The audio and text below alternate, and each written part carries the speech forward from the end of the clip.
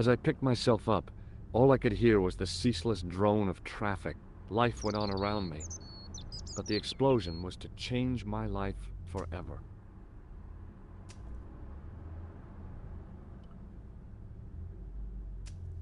I contemplated crawling under the umbrella and pretending none of this had ever happened.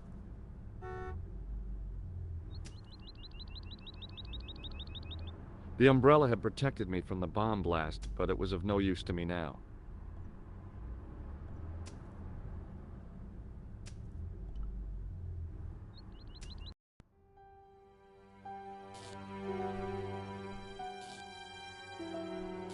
It was the body of the old man.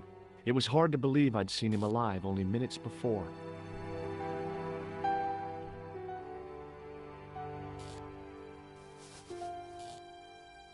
I tried not to meet his stare as I searched the dead man's pockets.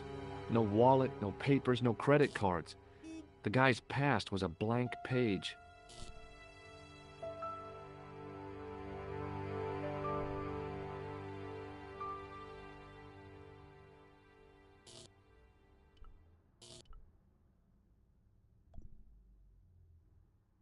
The pretty young waitress was unconscious.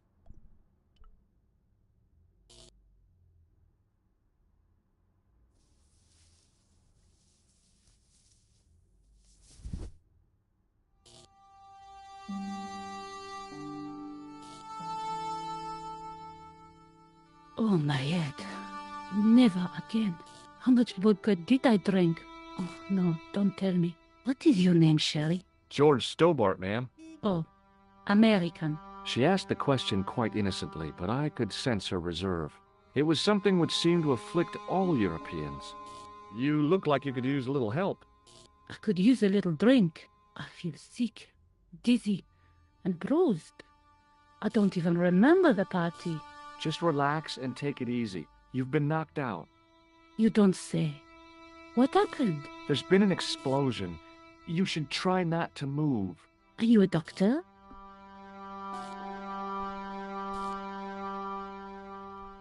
No, but I used to play hospitals when I was a kid. Can you remember anything at all? No. I need a drink. Pour me a brandy. Is that straight or with ice?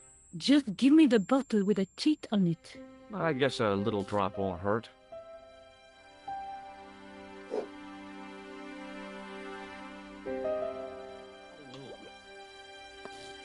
Ah, that's better. She knocked back the brandy as if it was water. I was glad I wasn't picking up the check. What about your man? Is he dead? Yes, he is. Ah, mon Dieu. I've never seen a real-life corpse before. Except for Grandmaman. That was different. She was family. Has he gone stiff?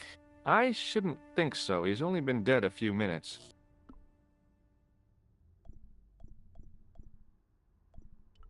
Did you know the old man? Non, monsieur. I never saw him before. Do you remember what happened when the clown entered? I remember that horrible tune he played all right. It was like a funeral dirge. I'd never liked accordion music either. Stay here, mademoiselle. I'm going to look around for evidence.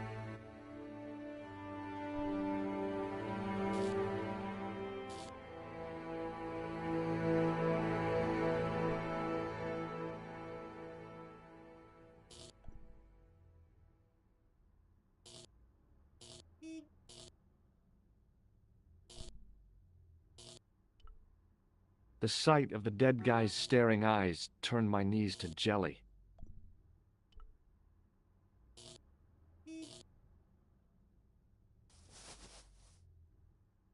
I checked his pockets. Nothing.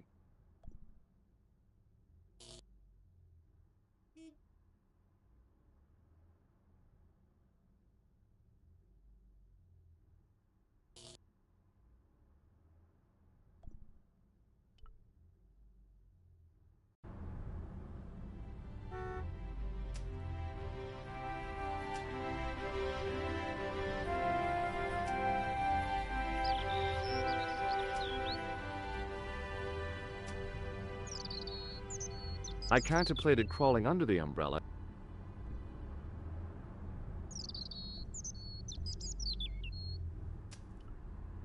The table had been overturned by the explosion.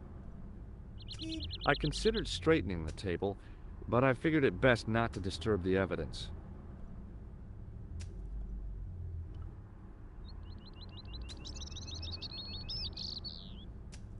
I considered straightening the table,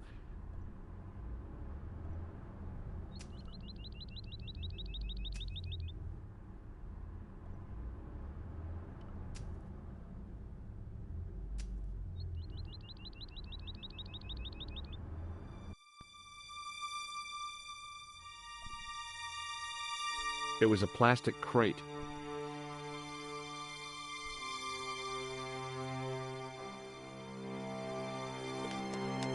There was nothing of interest.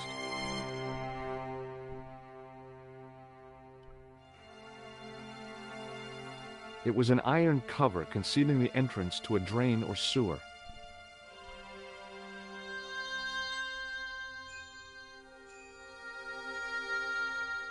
I tried to lift the cover with my fingers, but couldn't gain any leverage. It was a battered old trash can.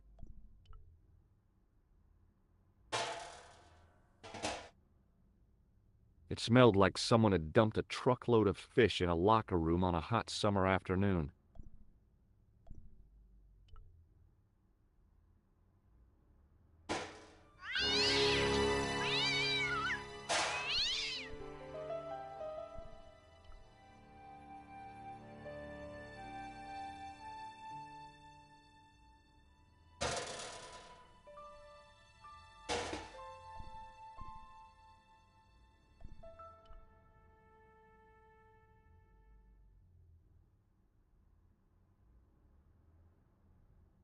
I examined the boxes closely.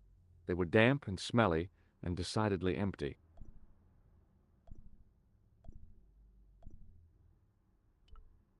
The drain pipe looked as if it would bear my weight. I took a deep breath and prepared to climb the drain pipe. I guess the clown hadn't escaped over the rooftops. The window was protected by stout-looking iron bars.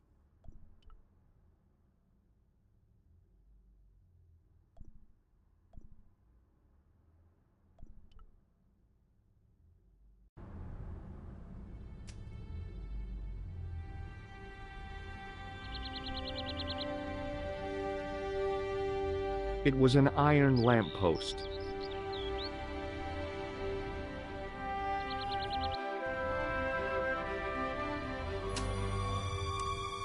Please, hold it right there. Whoa, don't shoot. I'm innocent. I'm an American. Can't make up your mind, eh? I demand to see the American consul. Drop your weapons and get down on the ground. Put that thing away, Sergeant Moo. I apologize, monsieur, but I cannot permit you to leave. Am I under arrest? Ah, no, I would simply like to ask you some questions. En avant, to the café, marche.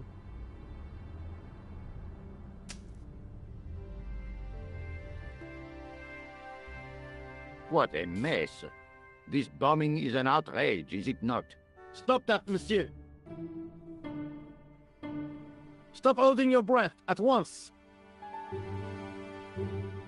Has it occurred to you that he may be dead, Moo?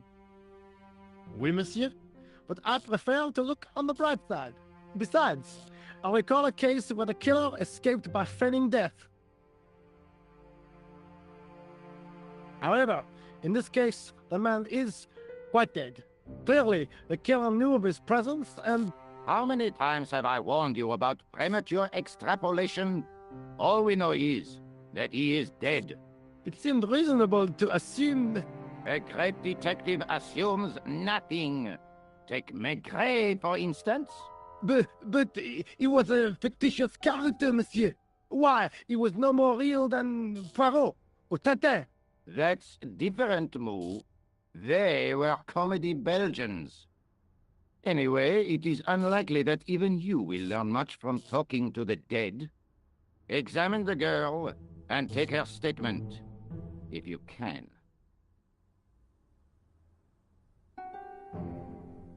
I doubt if she is in a fit state for questioning, monsieur. It smells to me as if she has been drinking. As I feared, we have stumbled upon a den of iniquity, Moo. Leave her to me, sir. I am used to handling drunken women. I do not doubt that for one moment. Et maintenant, to business.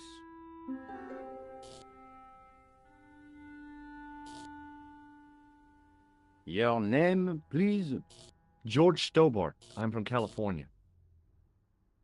And what brings you to Paris, Monsieur Stobart? Travel. I'm touring Europe. You chose well. The city is most beautiful at this time of year, no? Yeah, I guess so, apart from the bomb blasts. Were you in the vicinity of the cafe at the time of the explosion? Yeah, I was sitting out on the sidewalk. I was lucky I wasn't killed. The inspector passed over my remark with no reaction. Did you see the deceased enter the cafe?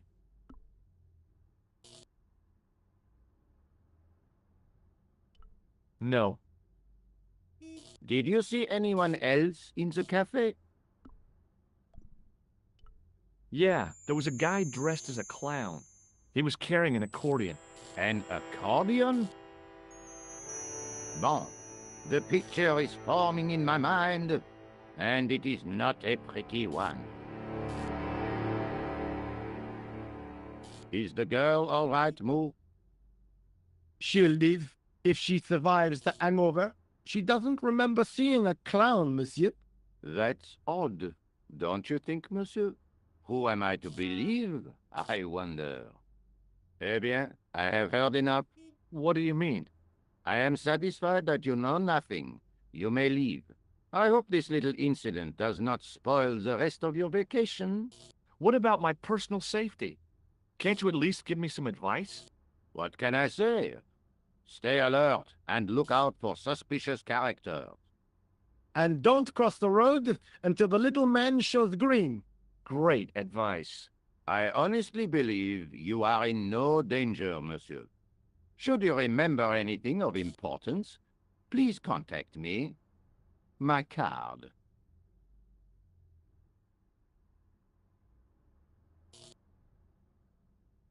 Thanks. That is all. You may go.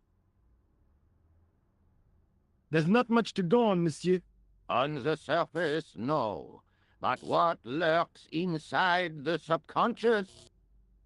If the door can only be opened. Are you serious, monsieur? I thought your interest in psychic detection was purely academic. Academic? You are about to witness a scientific breakthrough.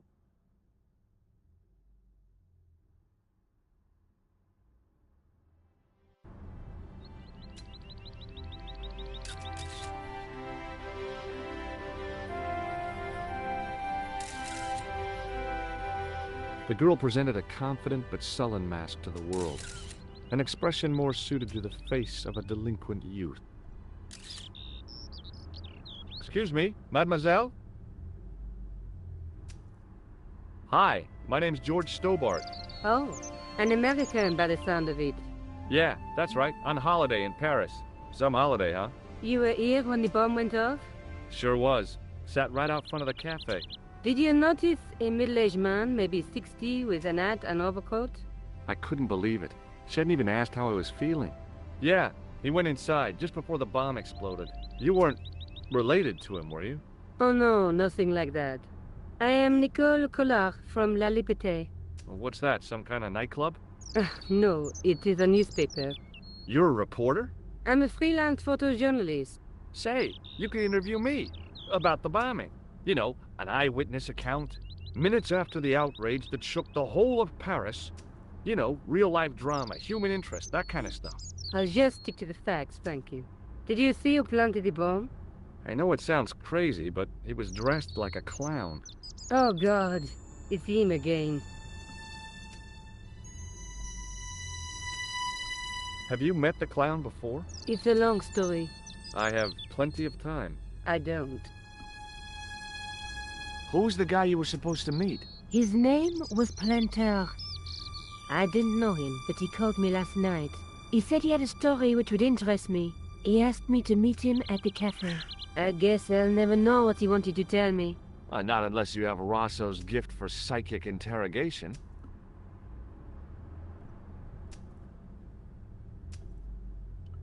You speak very good English for a French girl. Thanks.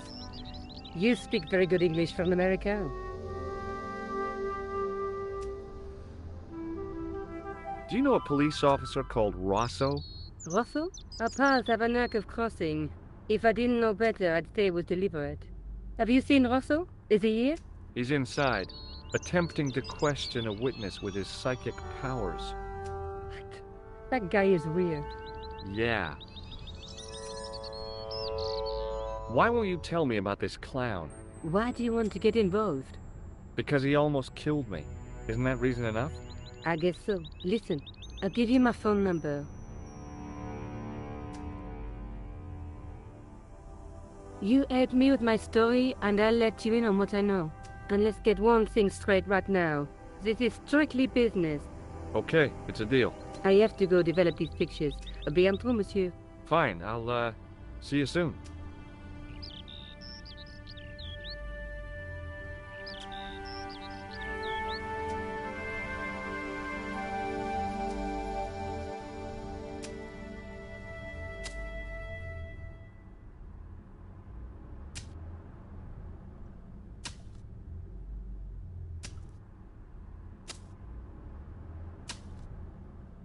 It was a battered metal toolbox. Hey, stop that! Get away from there! What do you think you're doing? I was admiring your toolbox. Are we? Had a good look, have you? I'm warning you, if you touch it, I'll crack your nut. Okay, I get your point.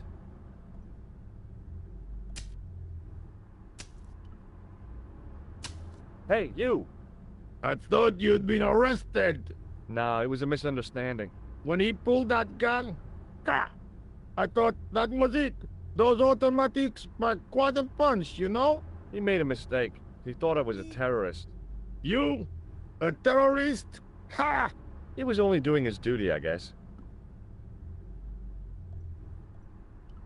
What's in the toolbox? What's in the toolbox? As if you didn't know. What's the big deal about tools, anyhow? They're cool. Tools are civilization. You don't say. That's right.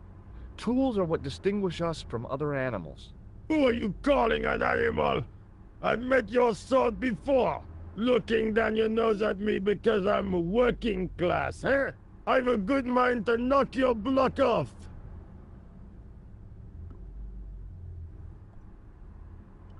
Did you see an old guy with a briefcase? Wait, silly old coot. Do you know what he said to me? Work fascinates me, he says. I could watch it all day. Quelle bite. I could have knocked his block off. Did you see a clown come by this way? A clown? Like in a circus? Yeah, with makeup and a big red nose. Huh! Those guys are funny, aren't they? Not in my experience. I love the circus, especially the horses. You haven't answered my question. Have you seen a clown? You think I've got time to watch everyone who passes by?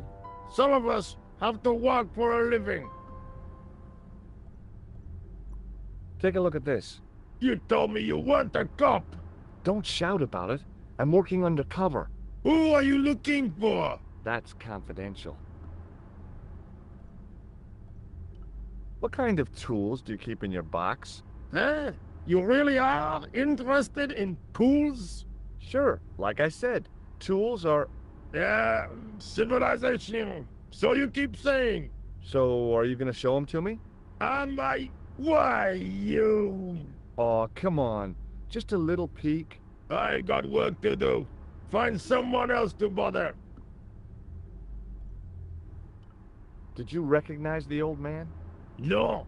Should I have done? Was he a celebrity? No, but I guess he is now. His name was Plantar. What? He's dead then? Yeah. That's too bad. Now I wish I hadn't called him what I did. If only I could turn back the clock. If only I'd been more tolerant. Regret and remorse are strange emotions. They really bring out the hammiest actors in people. Look, I know you're busy, but surely you'd have noticed a clown. I told you already. I didn't see a thing. He was wearing multicolored baggy trousers and makeup. He'd be a poor sort of clown if he didn't. Listen, I have to find that clown. He's a killer. Why would I want to help the cops? Community spirit. Together we can combat crime and stuff. How do you know this guy's a killer? Did you see him in action? Didn't you hear the explosion? The cafe was blown up. The clown killed the old man? That's right. Blew him up with a bomb concealed in his squeeze box. Merde. But why did he go to the bother of dressing up like a clown? Who can unravel the tangled logic of a killer's mind? I guess it's some deep-seated psychological need.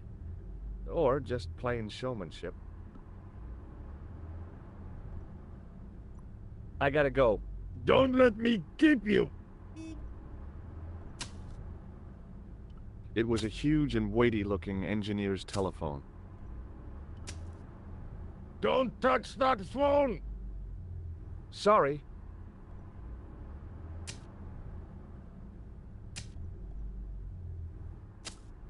It was a tent made out of plastic sheeting. There was nothing inside the tent except a large toolbox.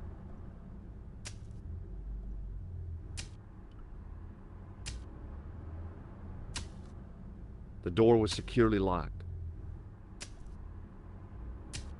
Set into the huge gate was a smaller access door.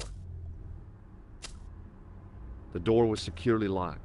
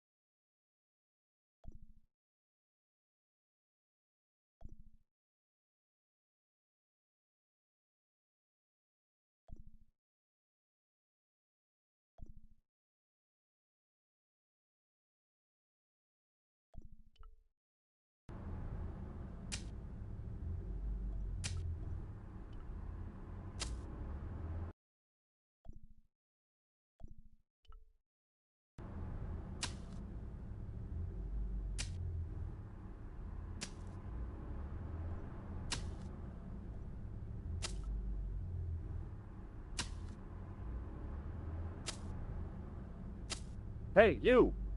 What do you want now?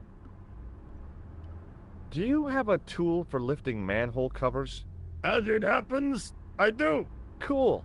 Lend it to me, just for a few minutes. No. Oh, come on! No. Get your own. Let me explain what I'm going to do with your manhole lifting tool. Let me explain what I'm going to do with my pick. Oh, hey, forget it. I'll come back when you're in a better mood. It doesn't get any better than this.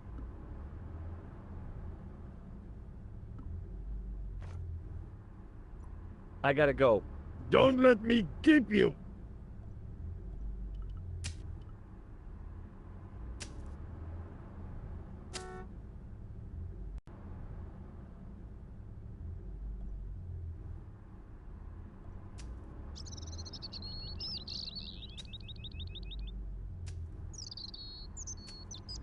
Excuse me, Sergeant. You are the inspector. Go on, monsieur. Did you find the victim's briefcase yet? No, sir. The inspector gave me specific instructions to guard this door. Until he countermands these orders or backup arrives, here I stay. I really did see the clown. He ran into the alley across the street. Did you follow him? I lost him. I figure he went underground. Do you know how many kilometers of sewers there are beneath this great city? It's not a question I've lost sleep over. I have no doubt that Inspector Rousseau will organize a proper search. How did you and Rosso arrive at the scene of the explosion so quickly? You arrived within minutes. Was it a tip-off? Inspector Rousseau's sources are a perpetual mystery to me, monsieur. There are some who say he has made a pact with the devil. And what do you think? I think he is the devil.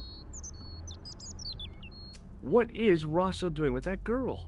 He is giving her the once-over, as you Americans say. Huh? Once he gets his teeth into a case, nothing will shake him off. Was he serious about all that psycho-detective stuff? Of course. Inspector Rousseau is a pioneer and a visionary. His revolutionary methods, once perfected, may change the face of law enforcement forever. I can't see it taking off in L.A. I was one of the last people to see the victim alive, Sergeant. Does that worry you? Yes, it does. I feel I owe it to him to find his killer. That is best left to the authorities, monsieur. Did he speak to you? Tell you anything? No, he just grinned and nodded. Don't let it trouble you, monsieur. Go home and try to forget. I know the identity of the dead guy. His name was Plantow. Is that so? You knew him, did you? No, but We'll know everything there is to know about him soon enough. I'm trying to be helpful here. The best way you can help us is to go home, monsieur. Look, Sergeant, the inspector gave me his card. Yes, monsieur. He wants you to advise him if you have any information concerning this case. Well, I'd be glad to talk with him, but I don't want him working his psycho weirdness on me. Ah, no, monsieur. You're confusing the science of parapsychology with witchcraft. Oh, yeah? What's the difference? We don't do sacrifices.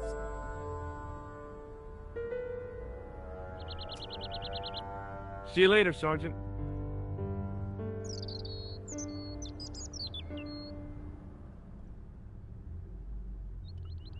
The blast had blown out the glass, leaving a gaping hole.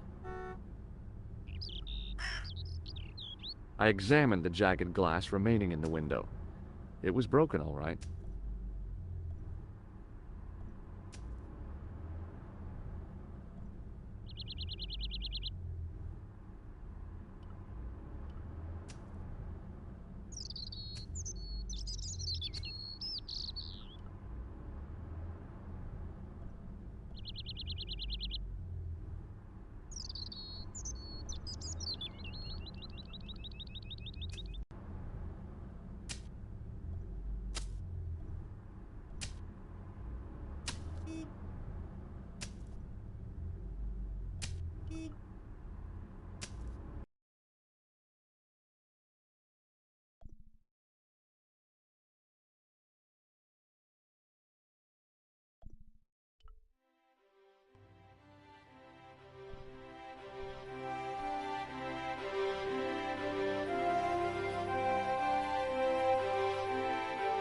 Excuse me. Not so fast. I'd like your personal details, please. Huh? What for? In the event of an accident, it would help us to know where to send the body. Look, is this really necessary? I came in here to talk to Rosso. Oh, why did you not say? Take a look at this. Inspector Rousseau's personal card. Where did you get this? He gave it to me. Why? I think he was impressed with my powers of observation. He asked me to contact him if I had any information. I see. You are a grass. Have you had any reports concerning a suspicious clown? Why, yes. There was a fracas only this morning. 3 arrests for public disorder. And you say there was a clown involved? A clown and a particularly offensive piece of sculpture with balloons. Are you in any way involved with the reprobate, monsieur? No, not me. May I see Inspector Rosso? He is not here. But do you wish to leave a message for him? I have a choice of blue or black pen. I'd recommend the blue for a less formal communication. I'd prefer to talk to him in person. Adieu, monsieur.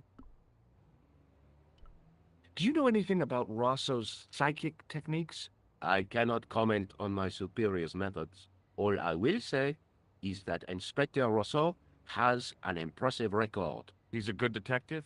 One of the best. He's a man of honor, with a fine sense of duty. You wouldn't say he was... a screwball? Not to his face, monsieur. Is Sergeant Moo available? What?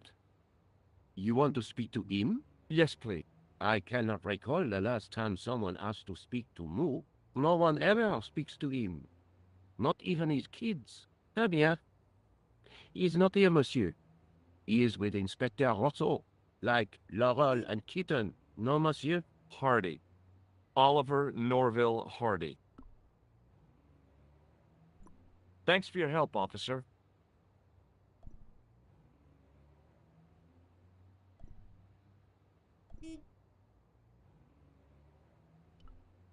It was a public telephone.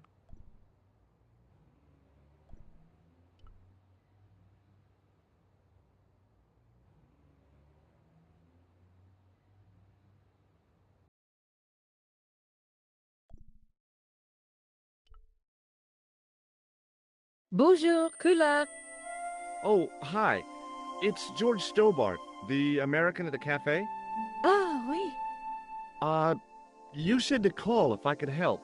Have you any news for me? Well, I haven't had a lot of luck. You found nothing. No. Look, I'm very busy right now. Call me if you have any news, okay? Oh. Yeah, I guess. Adieu, monsieur. Yeah, see ya.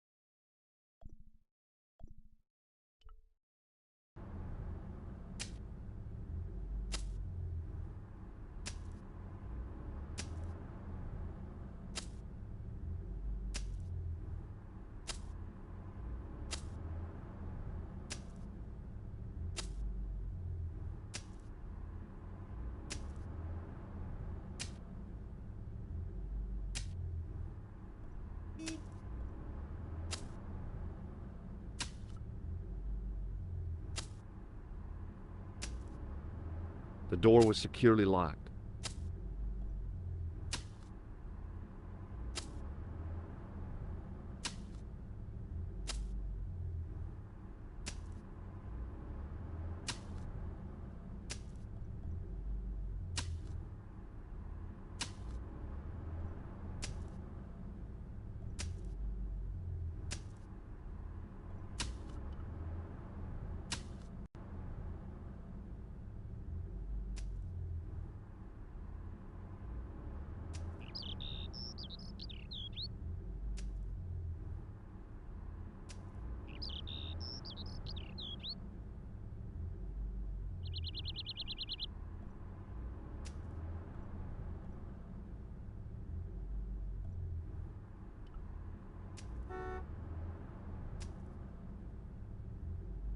Excuse me, Sergeant.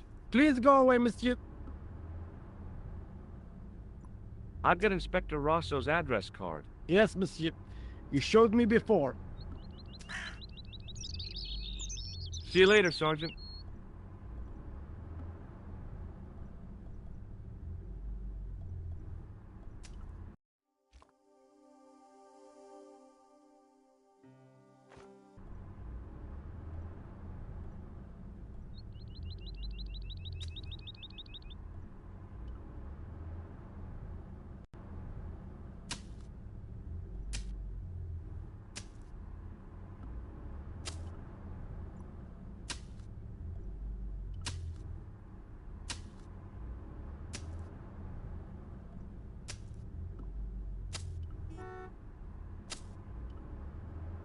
Hey, you! What do you want now? Check out my card. I've seen it already.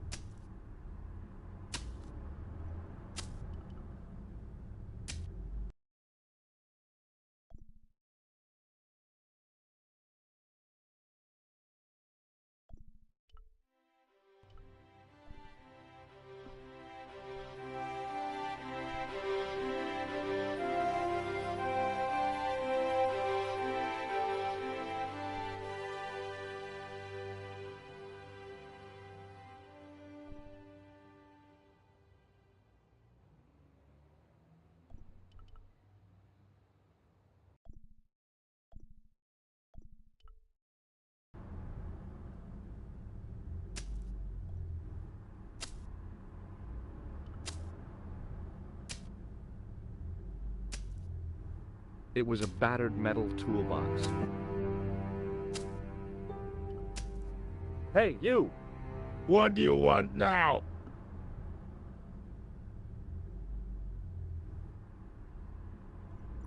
I gotta go. Don't let me keep you.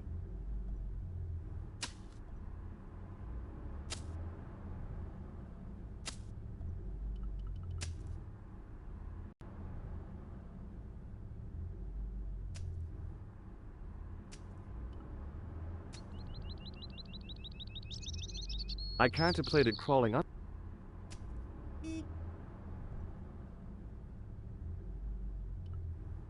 Wrapped around the lamppost was a newspaper.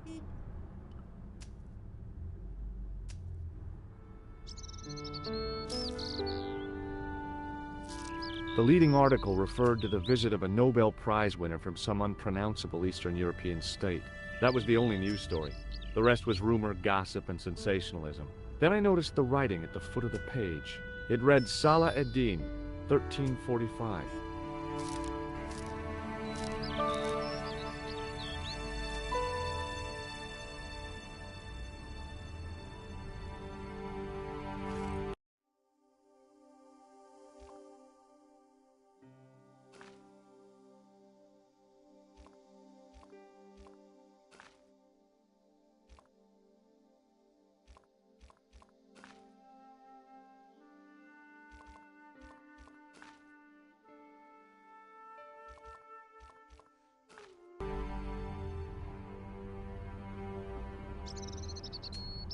It was a Paris daily tabloid newspaper, full of sex, scandal, and sports results.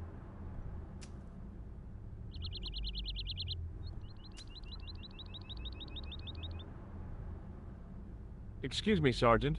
Yes, I found this in the street, Sergeant. that, monsieur, is a newspaper, no? There's a note written on it.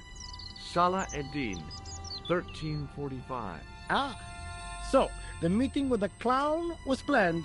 How do you make that out? The time of the explosion was between 1:30 and 2 o'clock, n'est-ce pas? I guess so. But what about the name? Aha! That stumped you, hasn't it? I have never been stumped, as you put it, in my life, monsieur. It is the name assumed by the clown, no? Salah ad-Din the clown? I don't think so. Excuse me, Sergeant. Yes. Did I show you this newspaper? Yes, monsieur.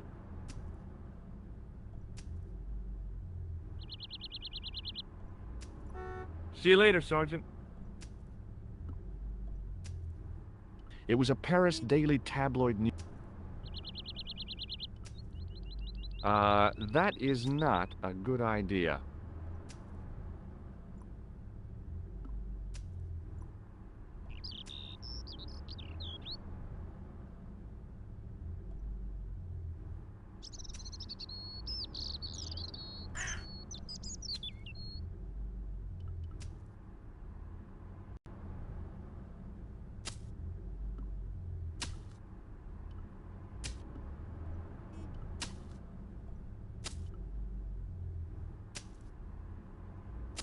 Hey, you! What do you want now? Would you like to read my newspaper? I haven't got time to read that. Can't you see I'm busy? You could read it on your lunch break. 10 minutes is all I get. And if my boss had his way, I wouldn't get that. He'd have me on a drip, so I didn't have to stop to eat. Oh, take the newspaper and quit complaining.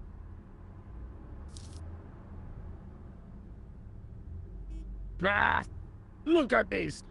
Damn bleeding heart liberals. Yeah, save the dolphins. Catch them and eat them, I say. All that fuss over a bunch of fish. Nah, that's more like it. Look at the size of those. Like champagne bottle corks, no? Ah, what's this? Saladin running in the Prix de l'Arc de Triomphe. It's a racehorse? A horse? A legend. Bucephalus reborn, mon ami. Like a streak of lightning she is.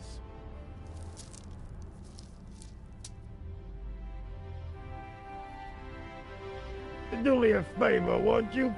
Keep an eye on my hole. I'm off to put some money on that knife. What about your toolbox? Stop it. Help yourself.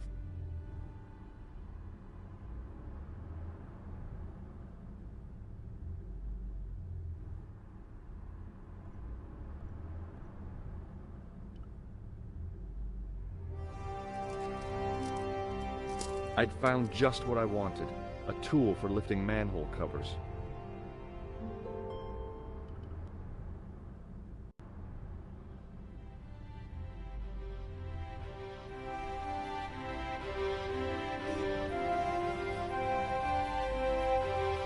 Excuse me, Sergeant. Yes. See you later, Sergeant.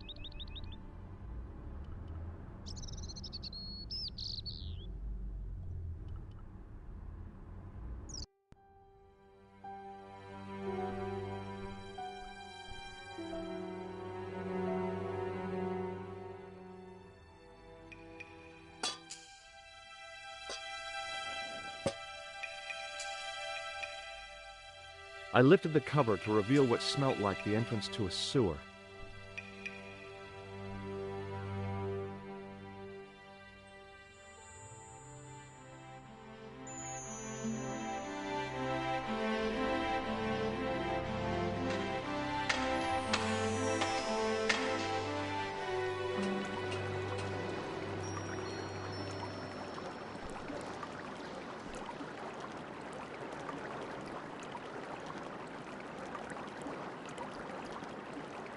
It was a shiny red plastic ball, sat incongruously on the slippery green slimed floor.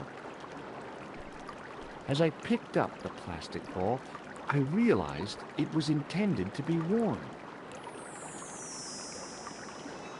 It was the clown's red nose.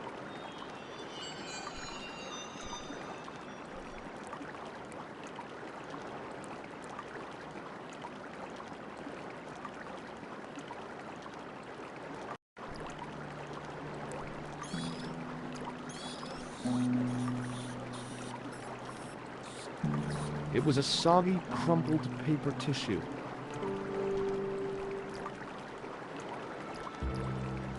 I scooped up the sodden tissue. It was cold and greasy, like breakfast leftovers. The railing was put there for a simple reason, to stop people getting past. It worked.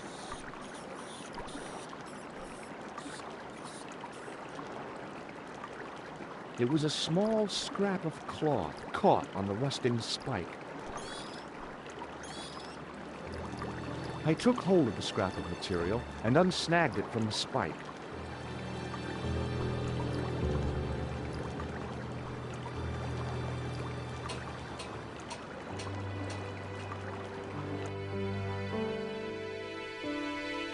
Hi there. Hold it right there, you sore rat. I knew you'd come back. And now I've got you. What are you talking about? You're trespassing. Come out of there, immediately. That's what I'm trying to do. Give me your hand. Ha! You won't catch me with tricks like that. Keep your distance, monsieur. Okay, okay. Now, what were you looking for?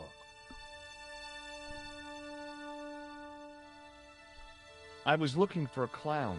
Huh, ridiculous. Do you really expect me to believe that? He planted a bomb in the cafe and blew it up. What? The cafe? Blown up? Mon Dieu, that is awful. And you say the person responsible was dressed as a clown? That's right. He blew up the cafe, escaped into the sewer, changed his clothes, and came up here. Ah, mon Dieu. Then, the man I chased, do you think that man and the clown are one and the same? Well, yes, it had crossed my mind. Ah, that still does not explain what you are doing down the sewer. For all I know, you are in league with him. Oh no, I'm just a tourist. Haha, most tourists are content with the Eiffel Tower, the Louvre, or the Pigalle. I didn't realize my waste pipes were such an attraction.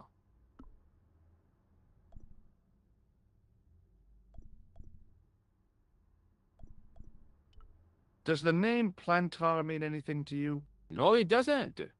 Who is he? The man who was killed in the cafe. I'm gonna find the guy responsible. I'll find him. Even if it means following him down every sewer in every city in Europe. Ah, you need some sensible boots. You won't get far in those stupid sneakers. Tell me about the man you apprehended. What is there to tell? He was a typical criminal type. Just like you.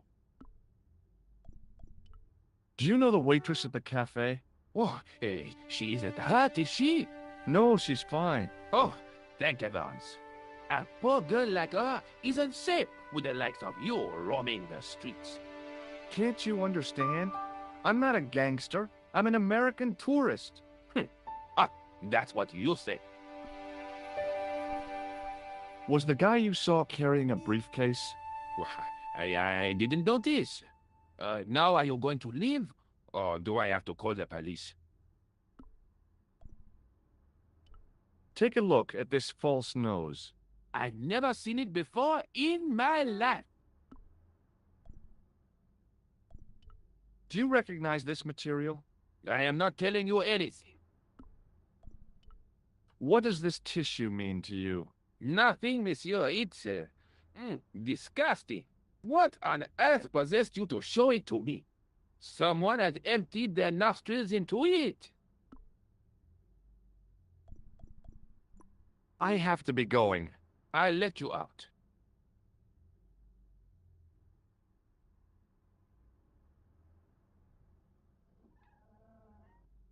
Thanks for your time. Go on, be off with you.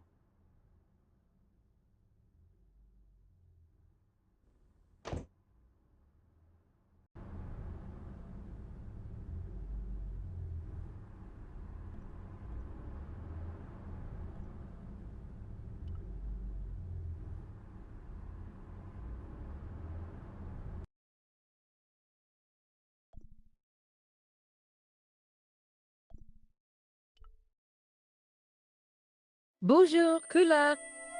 It's me again, George Stobart. Hi, George. Any news? No. How about you? No, nothing new.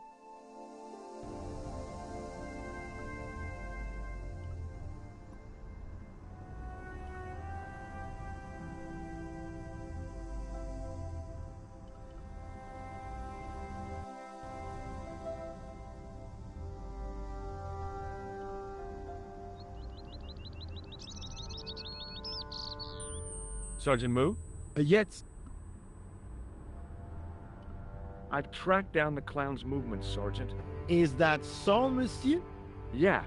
There's a man down the street who saw him crawling out of the sewer. Dressed as a clown? No, he'd changed into ordinary clothes by then. So, how did he know it was the clown? He didn't, but all the clues add up. Little children can add up, but I wouldn't let them manage my bank account. I found this red nose in the sewer. What were you doing down there? Fishing for clues. That's where the clown went. You still insist you saw a clown, monsieur? Of course. And this novelty nose proves it. It will take more than a plastic proboscis to convince Inspector Rousseau. You don't want this as evidence, then? Certainly not, monsieur. Do you recognize this dirty tissue? No, monsieur, I do not. I found it in the sewer. Perhaps it would be better if you put it back there. No way. This could be an important clue. If you say so, monsieur. I believe this material came from the clown's clothing. If you are right, monsieur, then the clown must be an Englishman. Well, how do you figure that? Only the English would wear a suit made from material like that. Don't you like the English? It is not so much a question of liking, rather one of taste. They have none. See you later, Sergeant.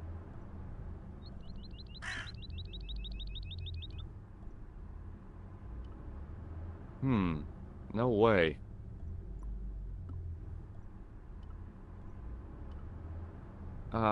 No. It was the scrap of material I'd found in the sewer. It was the soggy tissue I'd found in the sewers. The nose was hollow. Printed on the inside were the words, La Risée du Monde, Paris.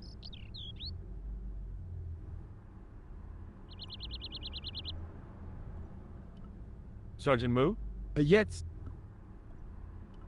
Are you sure you don't want this false nose? don't try my...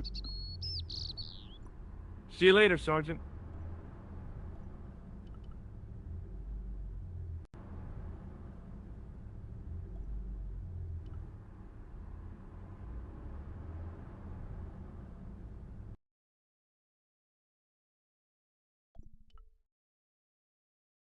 Bonjour, Kula. It's me again, George Stobart. Hi, George. Any news? No. How about you? No, nothing new.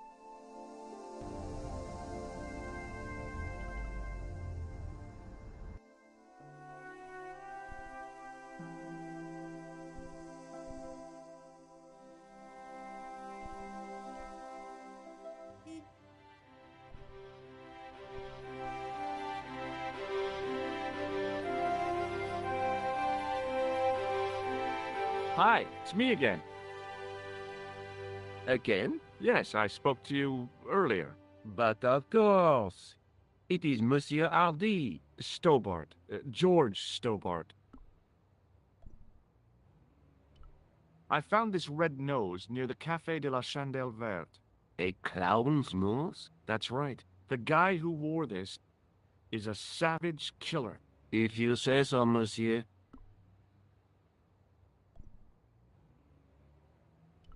I found this tissue. What the hell is that? It's evidence. Evidence of what? Mayonnaise smuggling? The sticky stuff is grease paint. Ah. And that is supposed to make me happy, is it? I suggest you think long and hard about what you are doing with your life, monsieur. I found this scrap of material in the sewer. Vraiment? It was probably torn from the clothes of a psychotic killer. Even if you were Sherlock Holmes, I would have trouble believing you. Thanks for your help, officer.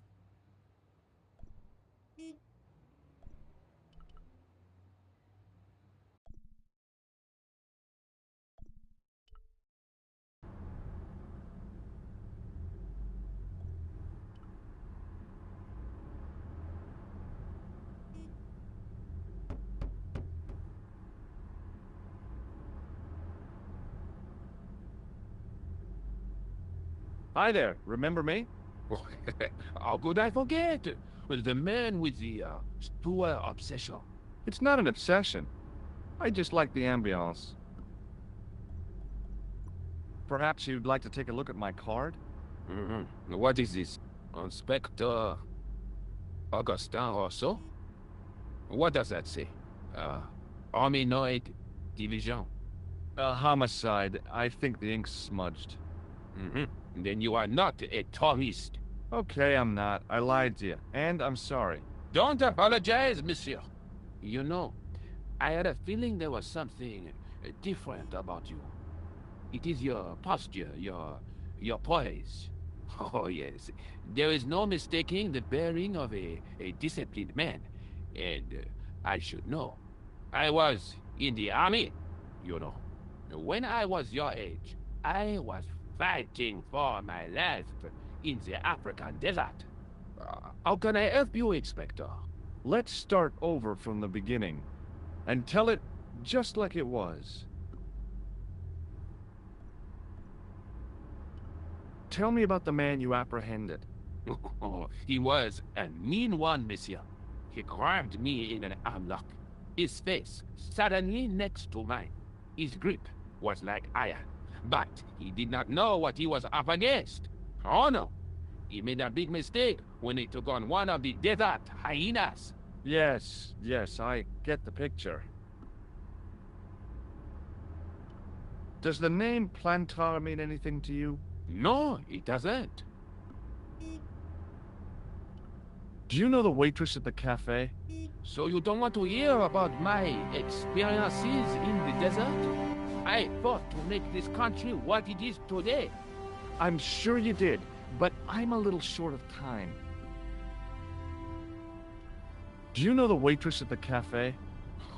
You can't suspect her, surely. Just answer the question, please. Yes, I know her. Quite well, you could say. She came to work at the cafe 6, 7 months ago. I look forward all week to the relief she gives me when she visits. Really? So you'd miss her if she wasn't there? Oh, mais oui. Who else would I find to cut my toenails? Was the guy you saw carrying a briefcase? Why, yes, he was. Clutched in his arms like a baby. That belonged to his victim. Oh, what do you think was in it? Drugs? Stolen jewels? I don't know, but the killer thought it was worth a man's life. Nothing is worth that, monsieur. Take a look at this false nose. Aha! That looks like a clown's nose to me. Precisely. He must have dropped it in his panic. Unless he wanted you to find it. Why would he want to do that? To put you off the scent. Did I show you this tissue? We miss you. Does this piece of material mean anything to you? That is the same cloth as the jacket I found.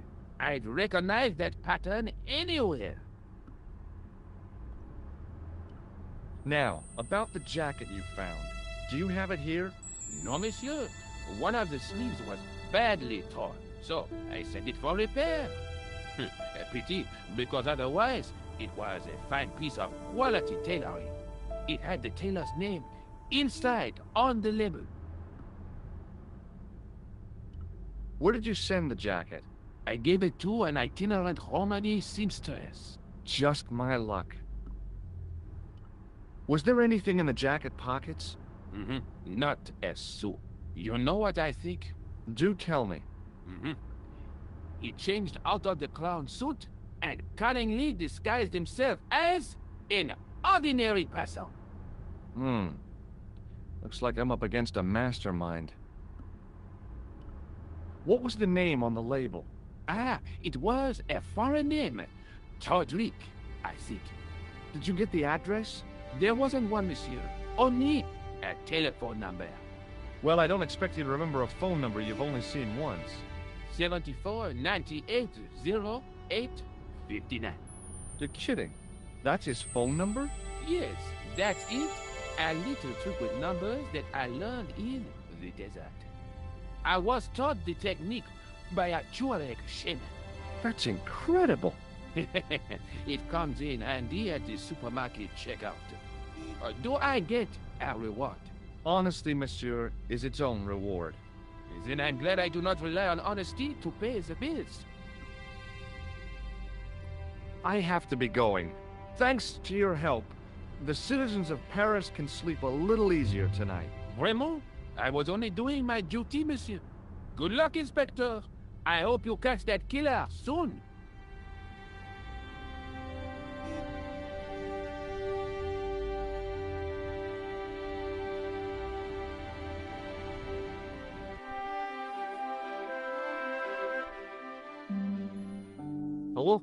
Who is this?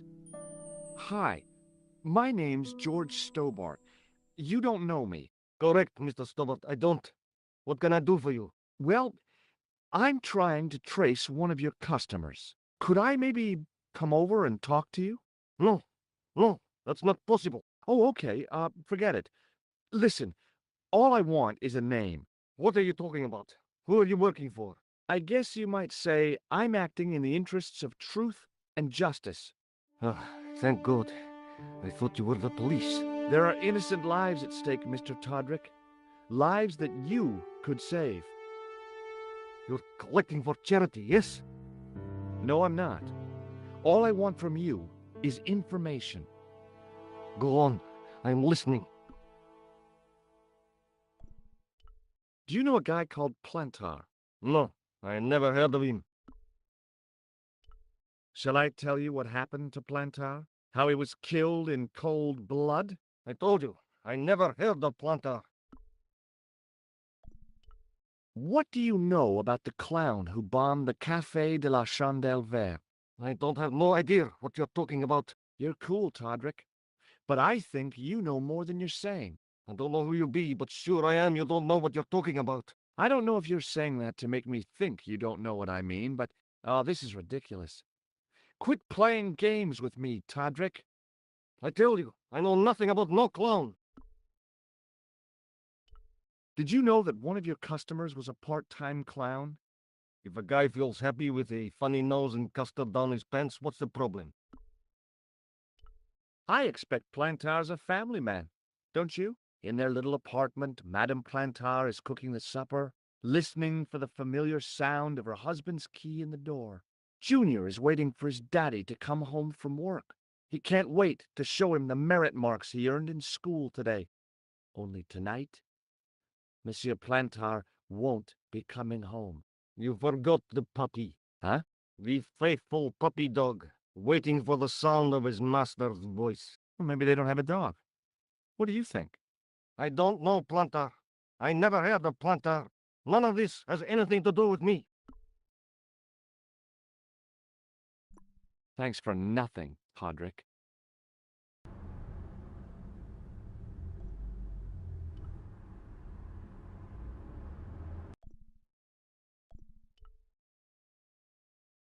Bonjour, Kula. It's me again, George Stobart. Hi, George. Any news? You bet. I met a witness who spoke to the clown. And I know where the killer gets his suits. No kidding. Hey, I'm impressed. You are? Well, it wasn't easy. Look, why don't you come here to my apartment? Fine. Where do you live? 361 Rue Jarry. Okay, I'll come right over.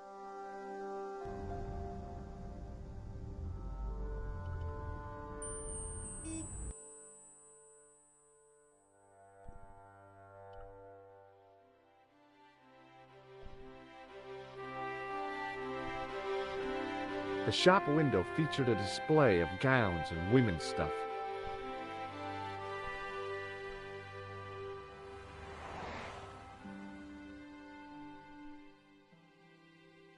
Oh, hi.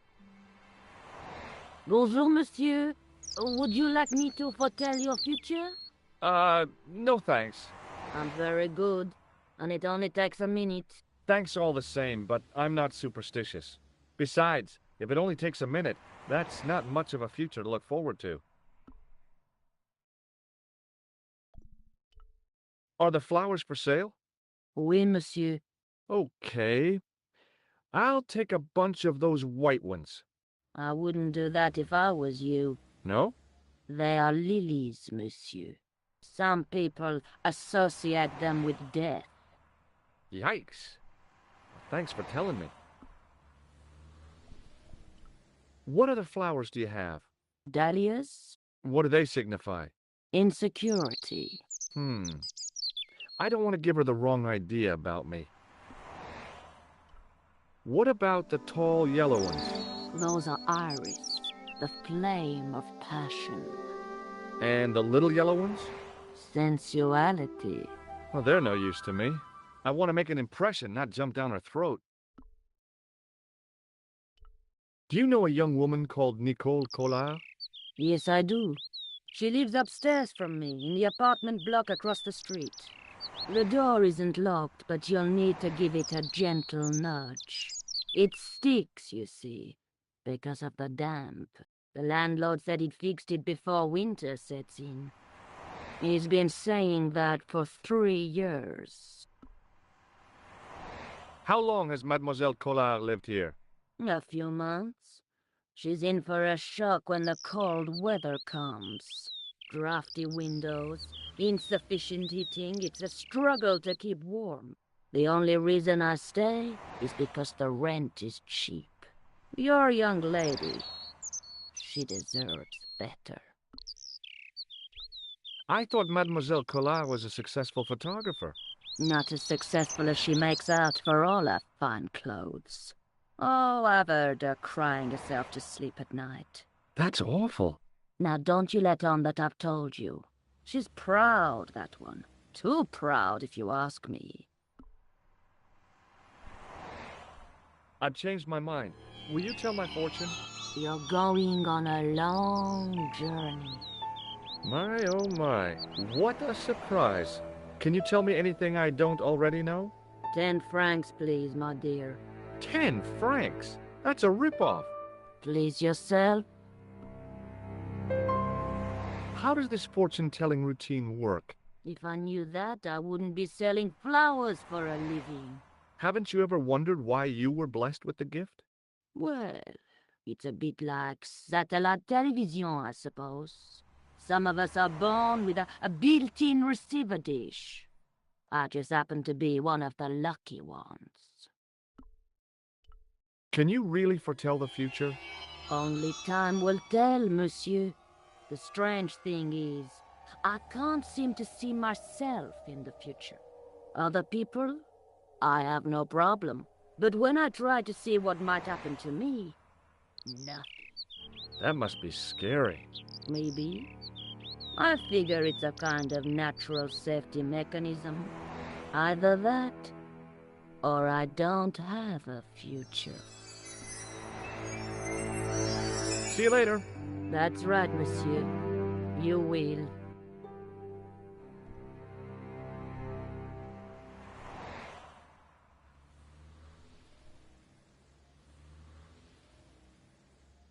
Remembering the flower seller's advice, I pushed the door gently just above the lock.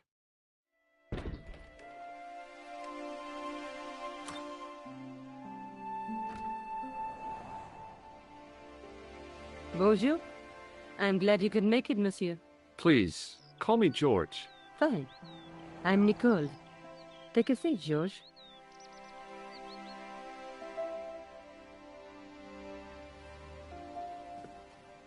Eh bien? And what have you been up to? I've been exploring the sewers beneath the cafe. I thought I could smell something bad. The clown used the sewer to escape and to change out of his costume. I guess he was in a hurry. He left his jacket behind. And? I got his tailor's phone number. What's more, I know where he hired the clown suit, too. You had better luck than I did. Luck, she said. Luck! Hard work, I'd call it. What happened? I took my photographs to the editor, but he wasn't interested. Can you believe it? He told me to drop his story. But you're not about to do that. Oh, no. I am going to find out what's behind these killings. You know what I think? It's a conspiracy. The police in 3 different countries have kept very quiet about the murders. The press don't connect them at all. They blame them on political, religious, or militant minority extremists. That covers just about everyone.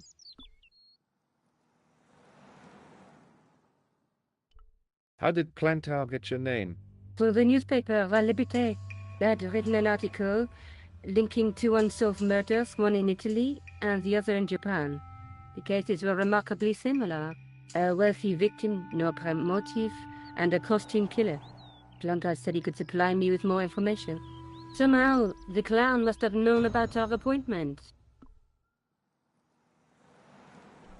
Tell me more about the clown's previous victims. The first was Arno Bellotta, the millionaire pharmaceutical baron. He made his money from amphetamines in the post-war slimming and diet boom. Imagine it! Millions of housewives literally speeding their butts off. Was he killed for his money? No. He had no living relatives, and his fortune went to the orphanage where he grown up. The only witness in the case was his Filipino au pair. She swears he was lured to his death by a snowman.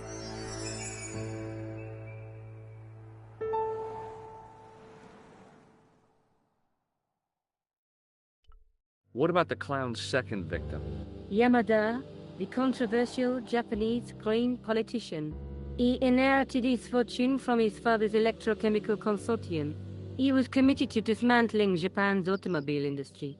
I can't see him gaining much support with a loony policy like that. Yamada was a man of vision. He was years ahead of his time. If you say so. How did he die? At the hands, or should I say, flippers, of a giant emperor penguin. A snowman, a penguin, and now a clown. You know, I hate to admit it, but this is scary. And I'll tell you what, I won't be accepting any invitations to costume parties. I don't blame you for being scared. I am too. But this story could be my only chance of a big break. Or a premature death.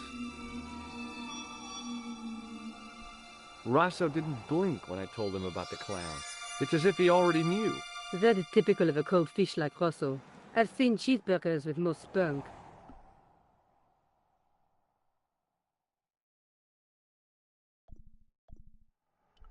I found this false nose in the sewer. It has La Risée du Monde printed inside it. The laughing stock of the world. It's a costume shop near the Gare Saint-Lazare. I'll check it out. Maybe the owner remembers who hired the clown costume. Why don't you put it on, Josh?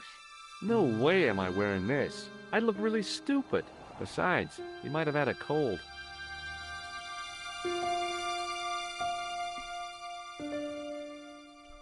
I showed you the red nose, didn't I? Yes, you did. Why don't you pay a visit to the shop it came from? I just might do that.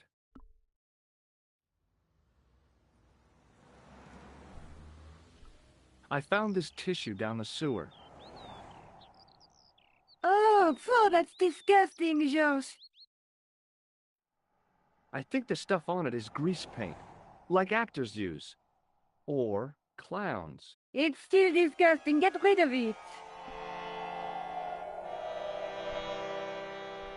I found a piece of material near the cafe.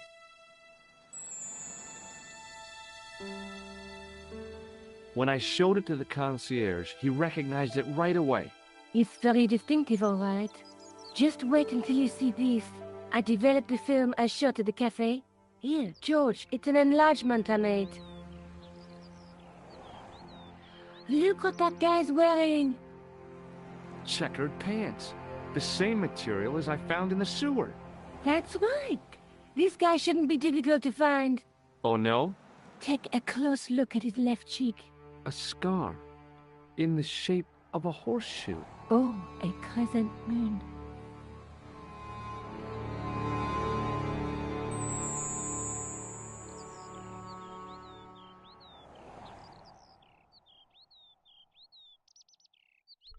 How come you enlarged this photograph of me? Because I noticed the guy behind you, of course.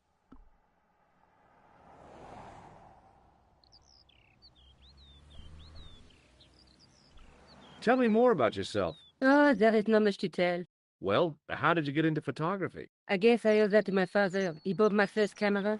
I was 8 and my parents had just split up.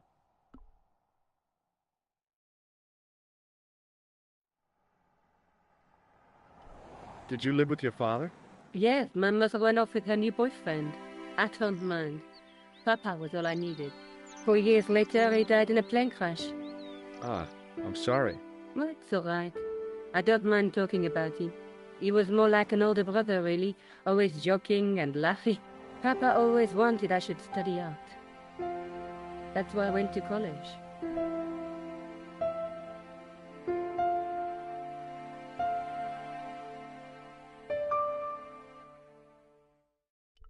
Did you learn about photography at college? Oh, God, no.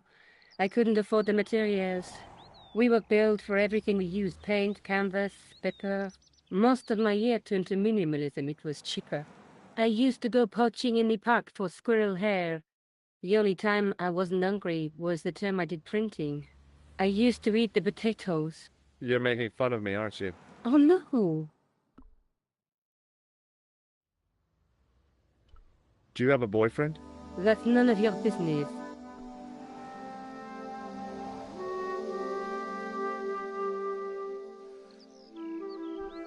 May I use your telephone? Sure, go ahead. Thanks.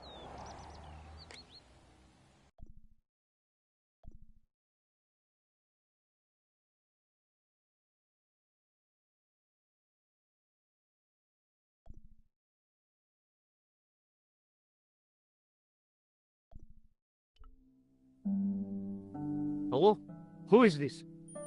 Mr. Todrick? Oh, it's you again. What now?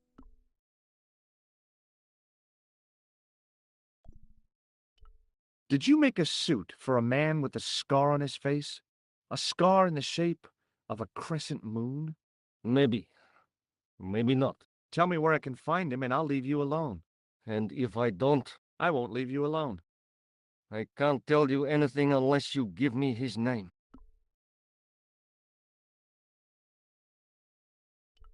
Do you know where I can find the guy with the scar? I told you. Without a name, I can't help you. Thanks for nothing, Todrick.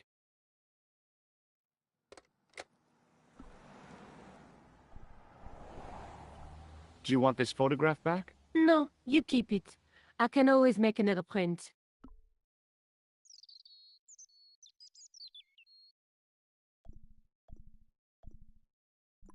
This is the tool I used to get into the sewers. Fascinating, George. You're not interested, are you? Of course I am. I think it was very brave of you to go down those sewers. Yeah? Well, it was kind of scary, but, well, I had a job to do.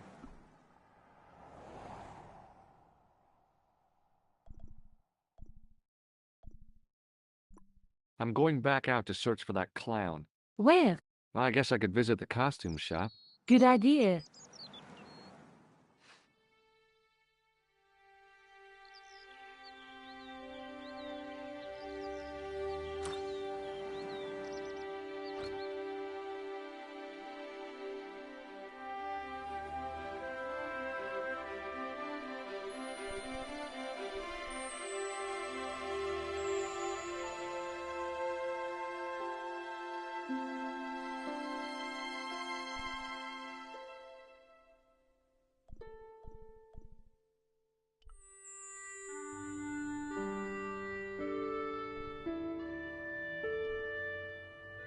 As my fingers closed on the plastic novelty, I realized my mistake. It was a novelty, all right, but it wasn't plastic.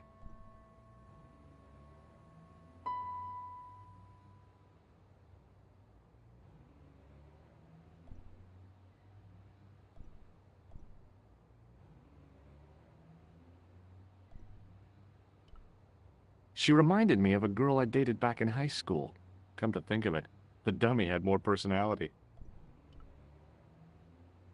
As I was about to touch the dummy, I realized it had the same color eyes as Nico. The strange thing was, I hadn't realized I'd noticed the color of Nico's eyes.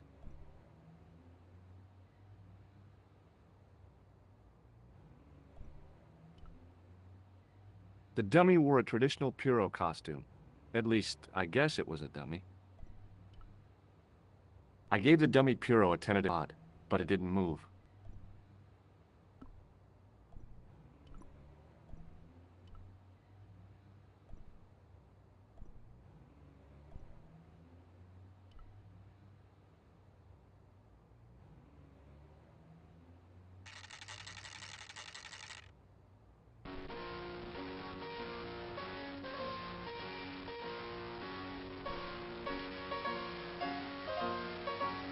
Excuse me.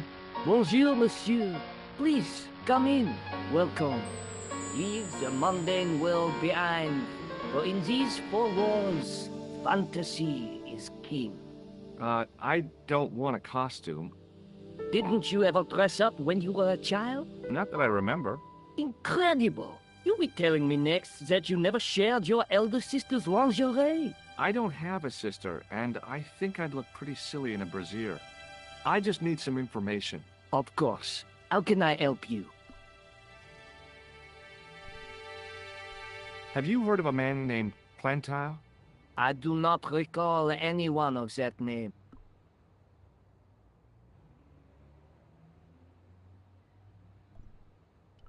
I'm looking for a man who hired a clown costume from you. Oui, monsieur. I do not see how I can help. Don't you keep a record of costumes that you've rented out? Of course, monsieur, but... Well, then I'd like to check your records. Give me the names of everyone who's rented a clown suit. Impossible. There are too many. The clown I'm looking for is a cold-blooded killer. Give me his name, and I'll see he's brought to justice. I'd help you if I could, but you can't expect me to remember all my customers. You see, the clown costume is our most popular line, monsieur. On average, we hire out more than 30 clown suits a week. You'll have to give me more to go by. A description, perhaps?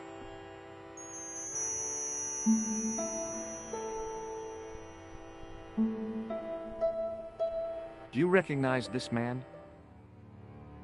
Ah oui, he was here this morning.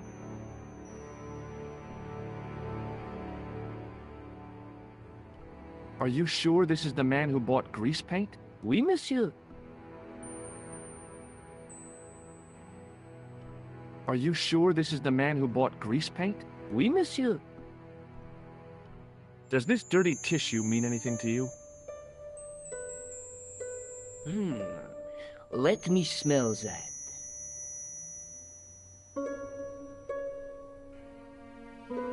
Bestheimer's number 7 white pancake. Theatrical grease paint, right? Oui, monsieur.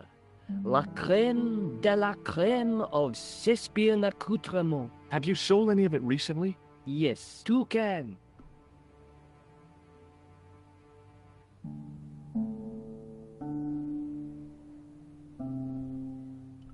Do you want this red nose back? Not after it's been worn, thank you.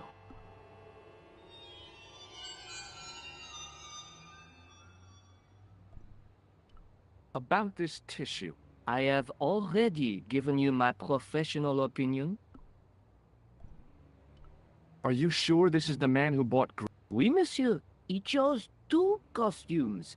Bozo the clown and Seamus the pixie. A pixie? Very smart. Green silk with a taffeta lining. He gave me his name as Monsieur Khan.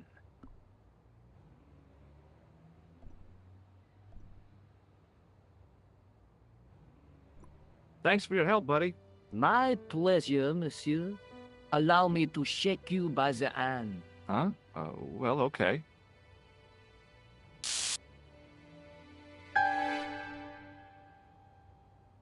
What are you trying to do, kill me? You did not find it amusing? I never saw the funny side of electroshock therapy. Eh bien, it is yours to keep. A gift? Do I need a license? No, but I give you a word of warning, monsieur. What? Remember to switch it off before you visit the toilet.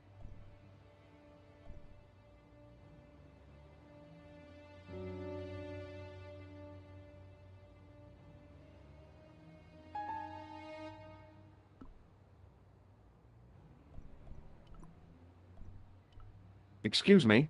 Oui, monsieur? Do you want this buzzer back? No, you keep it.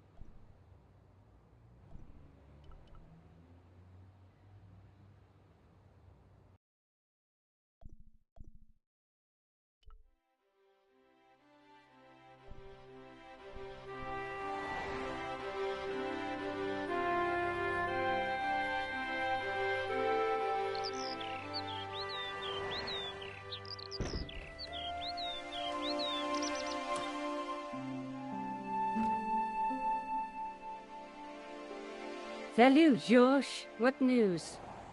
I've been to the costume shop.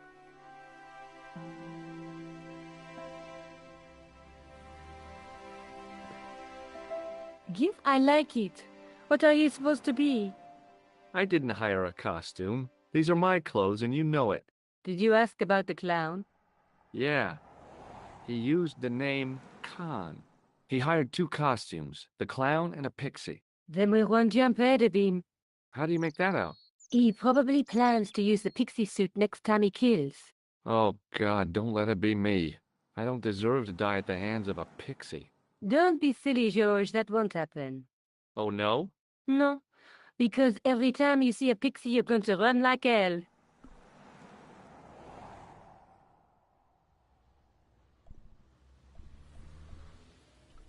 The guy at the novelty shop gave me this. What is it? A hand buzzer. You put it in your hand and give people electric shocks. Why? It's a gag, a practical joke. If you ever use it on me, I'll break your arm. Okay. I get the picture.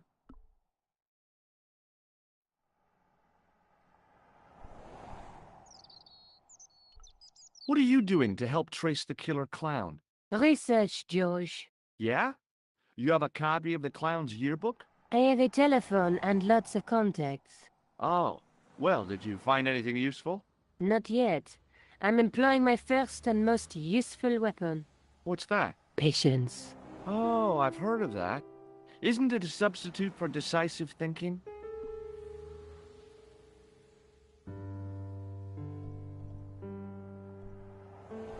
Have you found out any more about the murders? Well, it may be nothing, but both the clown's victims visited Paris earlier this year.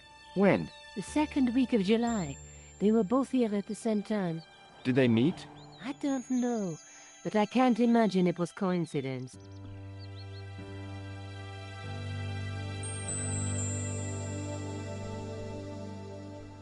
May I use your telephone? Sure, go ahead. Thanks.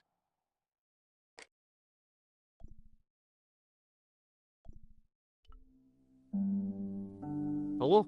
Who is this? It's George Stobart again. What now?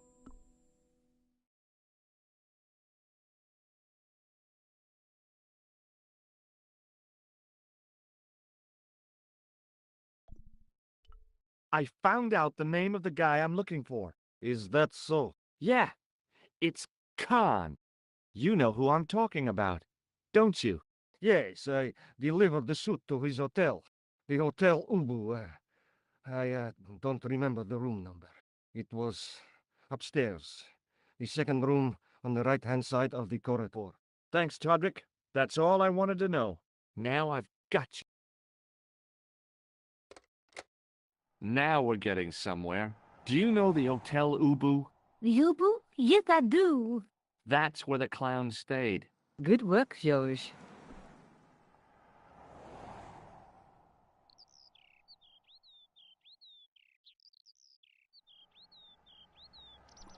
See you later.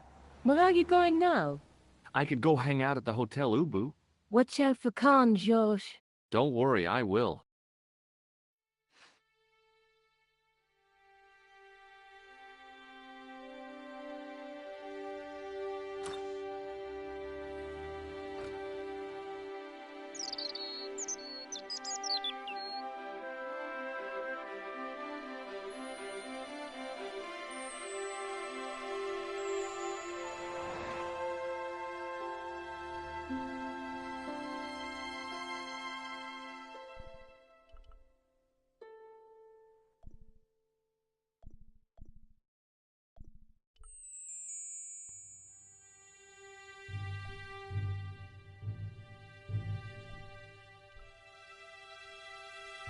The guy looked just like a weasel.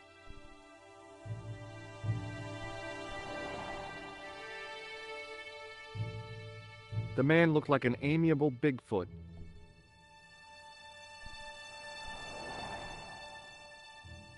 Excuse me.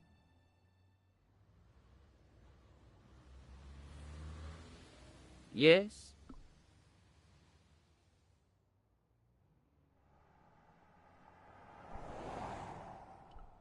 Have you heard of a guy called Plantar? No. That name means nothing to me.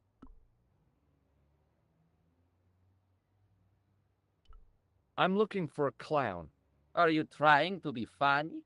No, I really am looking for a clown. There are no clowns here except you. Do you know a man by the name of Khan?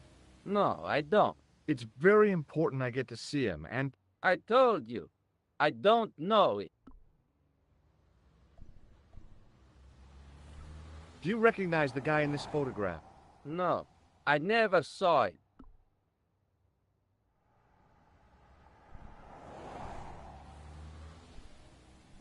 Forget it.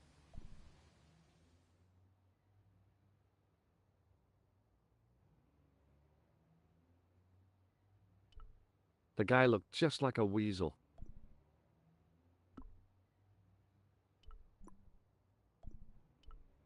Excuse me.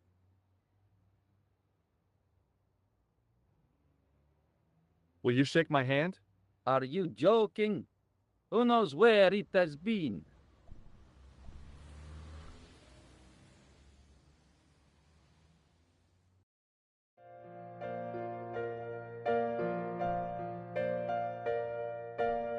The woman was obviously English.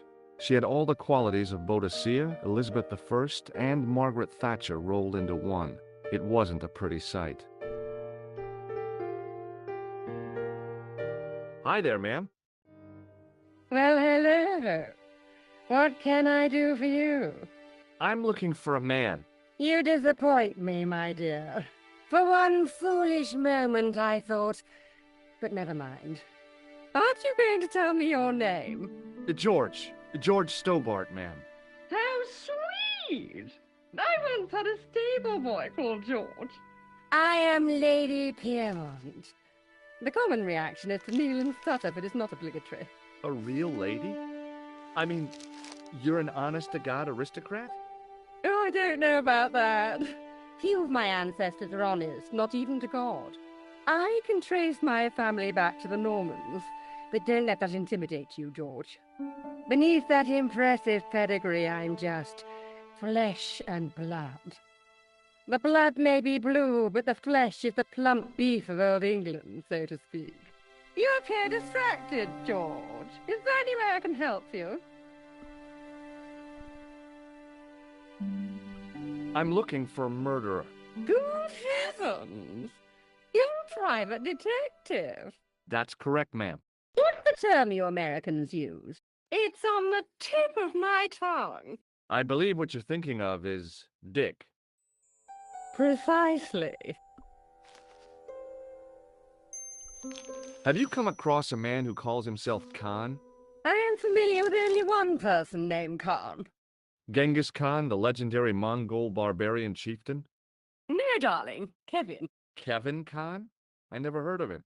I'd be most surprised if you had, darling. He's a pharmacist in Hemel Hempstead. Organizes fundraising for the Rotarians. Lovely man. Does he have a scar on his cheek? I really wouldn't know, sweetie. Did you know there's a gangster out front? What makes you think he's a gangster? The Italian suit and the bulge in his pocket? I know plenty of men with Italian suits and bulges in their pockets. That doesn't necessarily make them gangsters.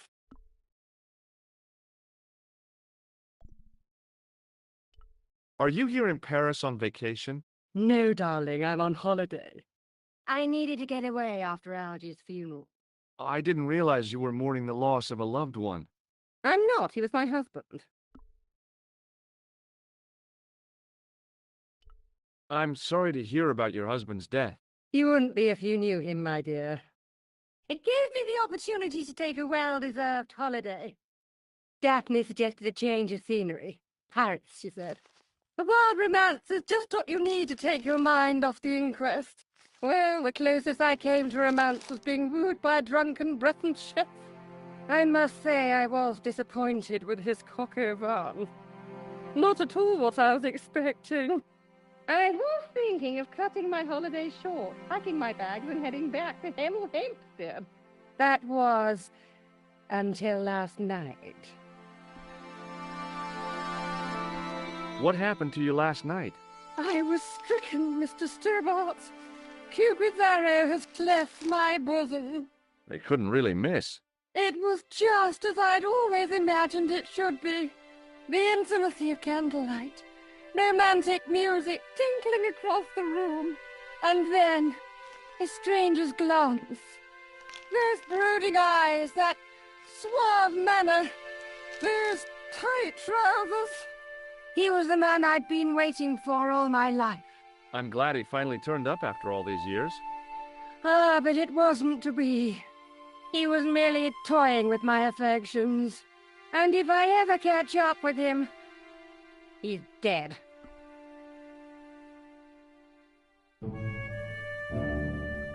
Who was the guy who led you on? His name is Merlin.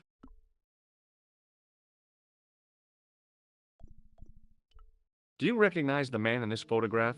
My God, it's him! That's Merlin! She represented everything I loved about the English. The lady was totally deranged. Merlin? You mean King Arthur's wizard? Good heavens, no! Monsieur Merlin is a fellow guest. He's the man I've been telling you about. That's the man who spurned me.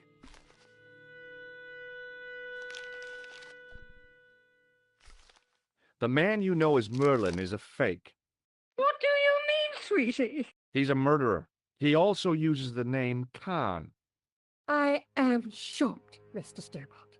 Shaken. I took him to be a gentleman, a man of honor. Do you know, I'd rather like to assist you in stitching him up.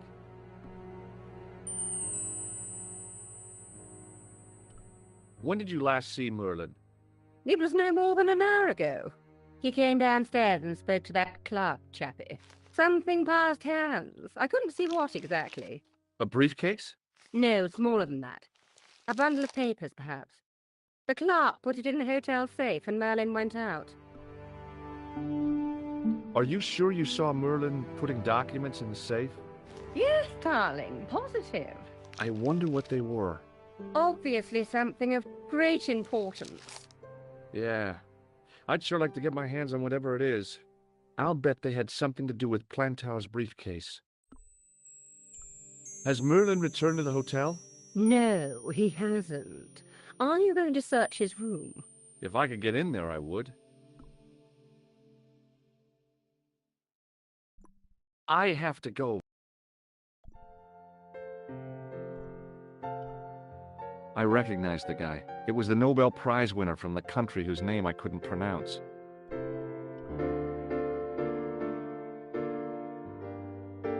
Excuse me, didn't I see your picture in the news?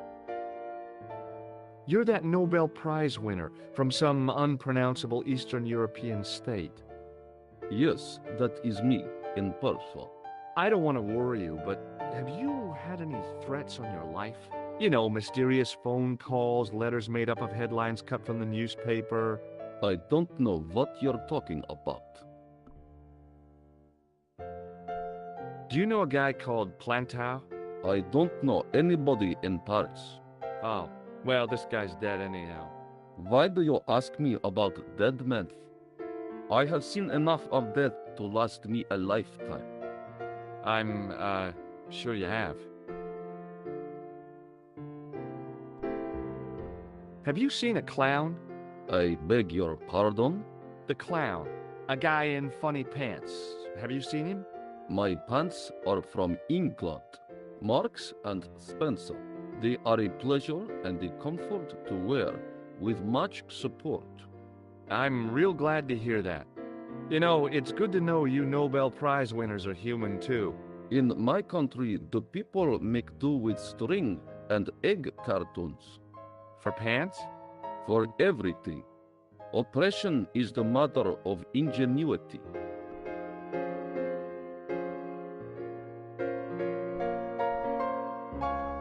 Do you recognize this man? He calls himself Khan. Yes, I know this man. Why do you carry his photograph? I'm a private detective.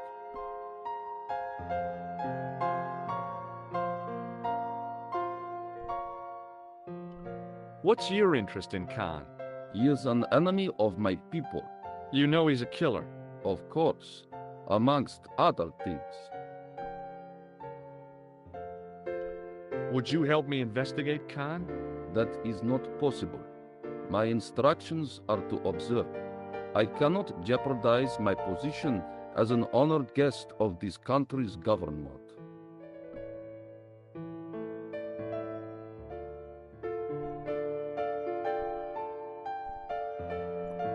Thanks for your help.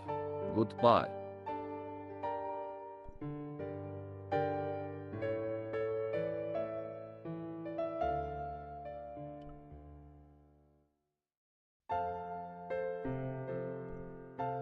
It was the register of guests staying at the hotel.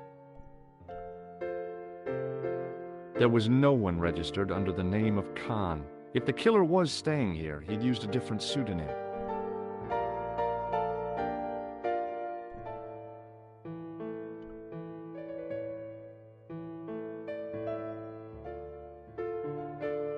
I want some information.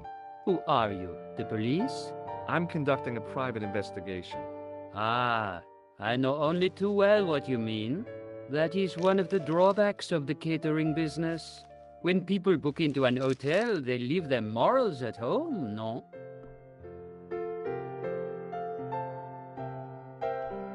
Do you know a man named Plantar? No, monsieur.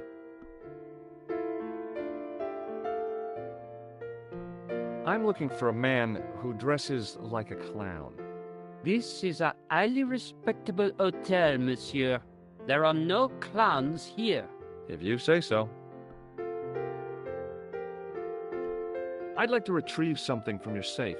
Ah, oui, monsieur. May I see some form of identification? Like what? A driving license, perhaps? I don't drive. Your passport? I don't have it with me. I could show you my operation scar. I'm sorry, monsieur. I must have some form of unique ID. You won't find a more unique ID than my scar. I'm sorry. I must insist on a more traditional identification. Rats. Do you recognize the man in this photograph? Yes, monsieur. That man is one of our guests. What name? I cannot tell you that. Hey, shake my hand. I'd rather not, monsieur. I'm still sore from the shock administered by one of the guests. He was secretly concealing an electrical device in the palm of his hand. Practical jokes are so puerile, don't you think? Oh, yeah, sure.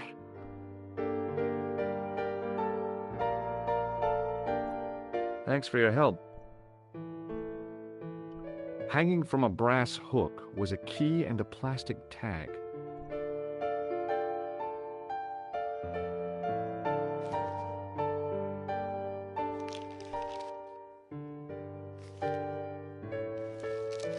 Excusez-moi, monsieur. What? You were trying to steal that key, no? No way.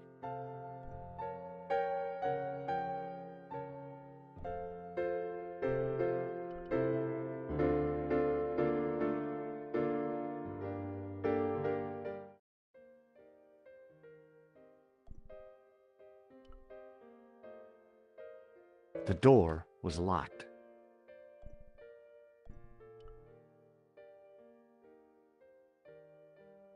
The door was locked.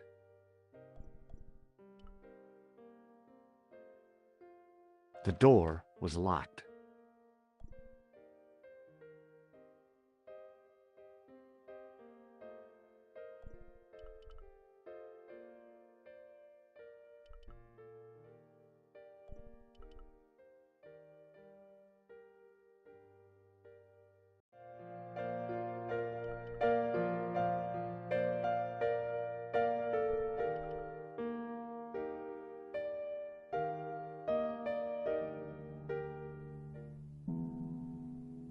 Just a minute, monsieur. What's your problem? No problem, if you cooperate. What do you want?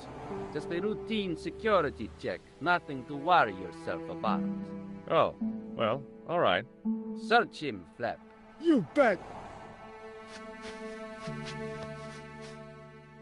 Hey, knock it off. Get off, you big ape.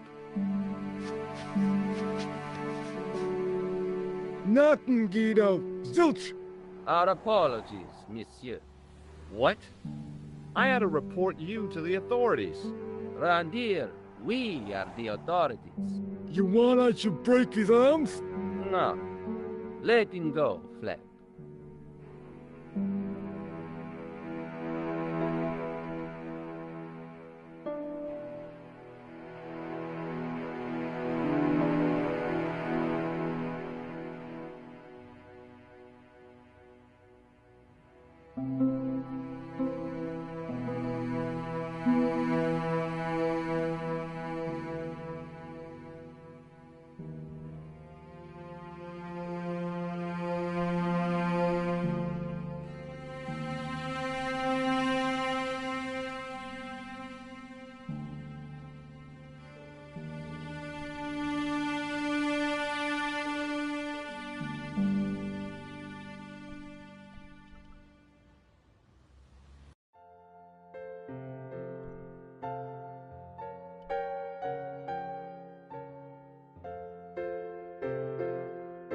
Hi, ma'am.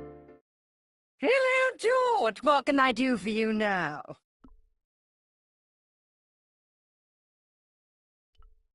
That gangster I told you about? He went through my pockets just now. Good heavens! One never knows what to expect in foreign parts.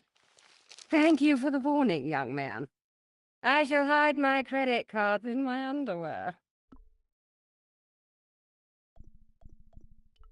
Would you distract the clerk while I borrow a key? Are you asking me to aid you in a criminal act, darling? I guess I am. Good heavens, I must be dreaming. I don't think so, ma'am. Now tell me, why do you want to get into that room? I'm hoping it's the key to Merlin's room. Well, how can I refuse? I shouldn't think my feminine charms would be much use in this case, but a good dose of English arrogance might do the trick.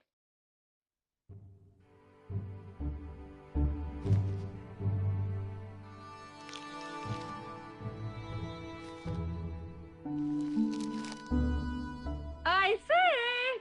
You there? Flunky! Oui, madame. Listen carefully. You do understand English, don't you? But of course, madame. Good. I wish to deposit some jewelry for safekeeping. I understand. Are you quite certain? Oh, bien sûr, madame. Over to you, my dear.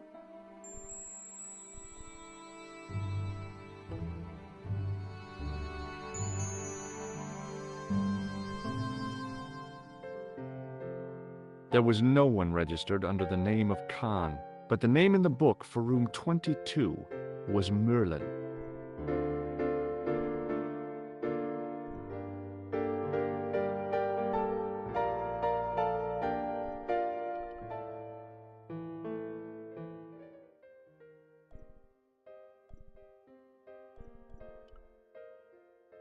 The sign on the door read 21.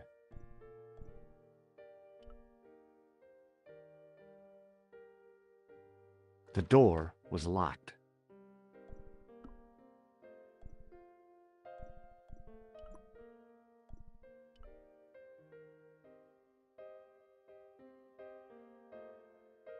Maybe it wasn't the right room, but this was the right key.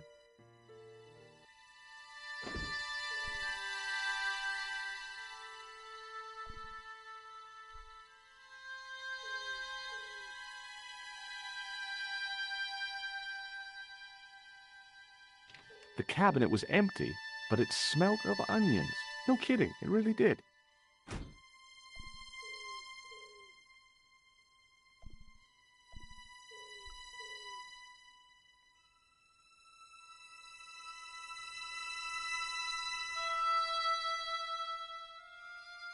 There was nothing in the wardrobe apart from a vague, lingering smell of camphor.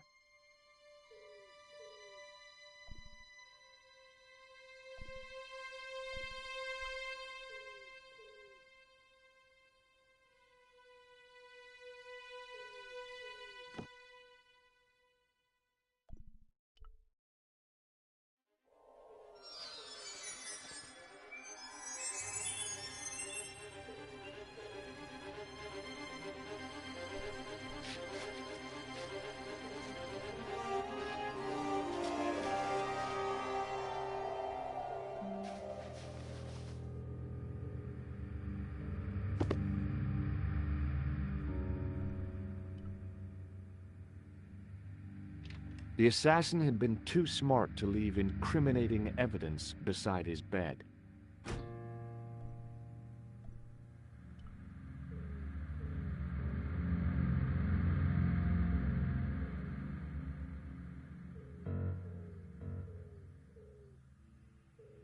The bed was freshly made, and the crisp white sheets told me nothing about the killer's habits.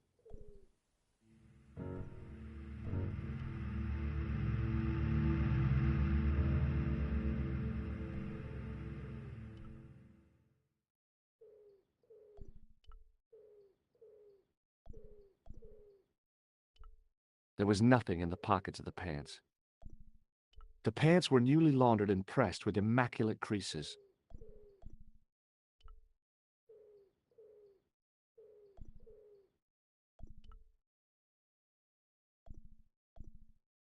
The interior of the closet was large enough for me to climb right in.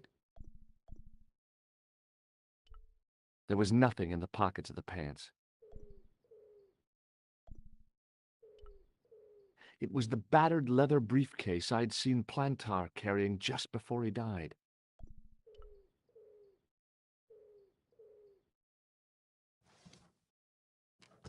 I searched the interior of the briefcase, but as I'd half expected, it was empty.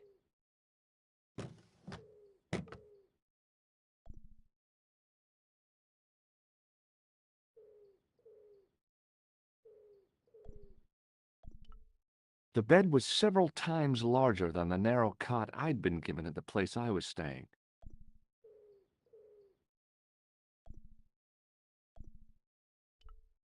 The pants were newly laundered and pressed with immaculate. The interior of the closet.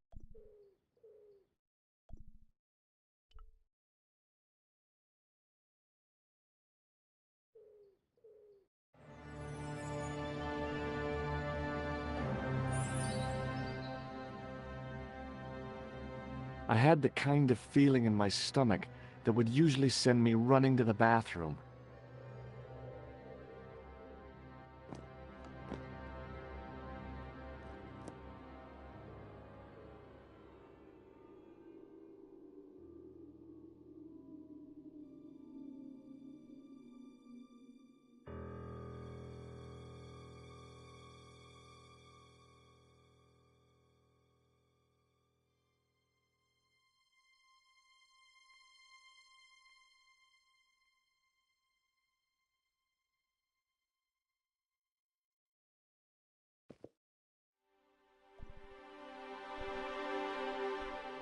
The pants matched the jacket which the killer had lost in Paris.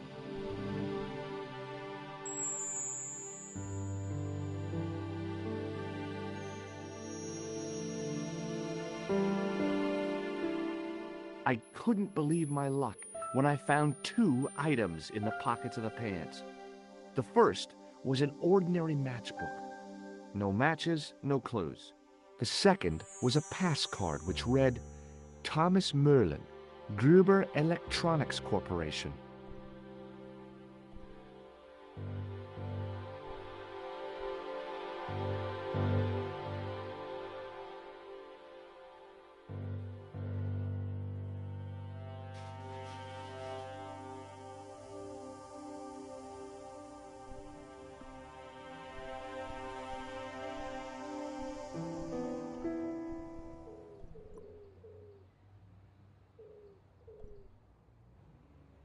I resisted a childish desire to toss things from a height.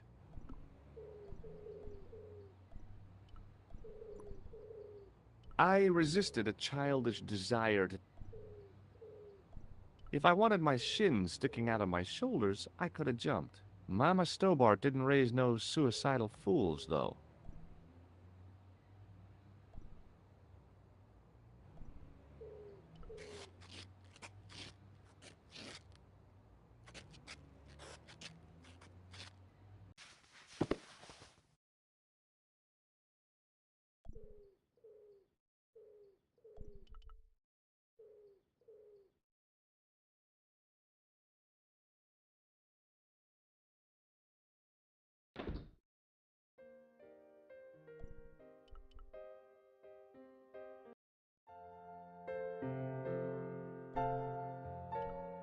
It was a magnificent old Steinway piano.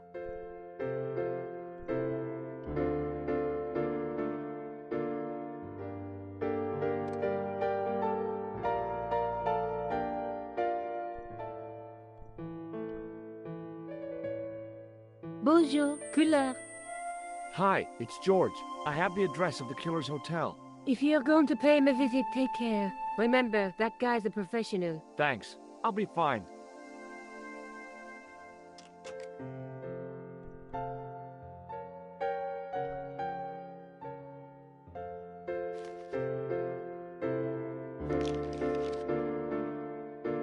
Hi, ma'am. Hello, George. What can I do for you now?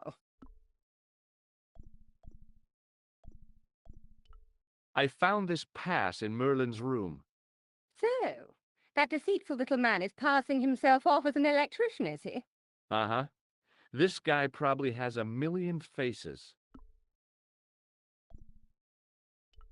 I found this matchbook in Merlin's bedroom. It came from the Club Alamut. It might be useful to find out if that club is in Paris, George.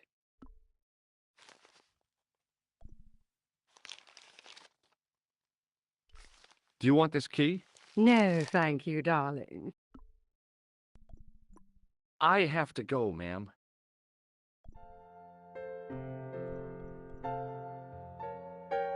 It was the card I'd found in the hotel bedroom. It read, Thomas Merlin, Gruber Electronics Corporation. The matchbook bore a pattern of swirling color and the words, Club Alamut.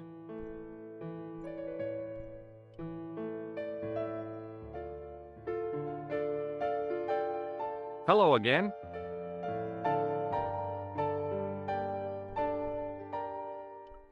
Does the name on this matchbook mean anything to you? Indeed it does, for Alamut was the home of the Old Man of the Mountains. You do not know him? No, I don't. Do you recognize this card? No, I do not. Thanks for your help. Goodbye.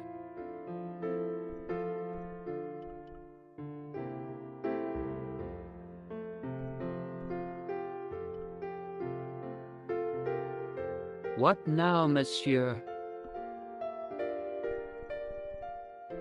Does this pass mean anything to you? That is Monsieur Merlin's property. That's right. Merlin the murderer. I want to see what he's left in your safe. Impossible. I cannot betray his confidence, no matter what you say he's done. You're making a big mistake. Maybe. I can live with that.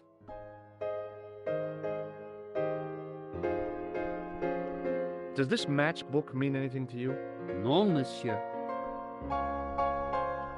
I've just been manhandled by a gorilla. Yes? I do not see any signs of a gorilla. No, not a real gorilla. It was a guy who looked like a gorilla. It happened right out front of this building. Let me get this quite clear. Are you complaining or bragging? I want to know what you're going to do about it. The scrawny one has a gun. I suggest you contact the police. Can't you do anything about them? What goes on in the streets of Paris is hardly my responsibility. Aren't you concerned that your guests are being intimidated by gangsters? No one else has complained, monsieur. Did they steal anything from you? Well, no. They didn't find what they were looking for. What was that? I don't know. I don't think they did either.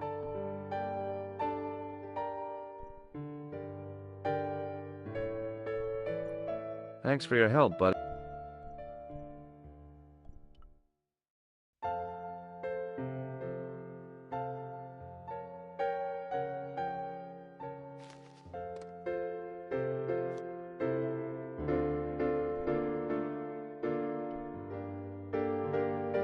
Bonjour, Couleur. Hi, it's George. Are you okay? I'm fine.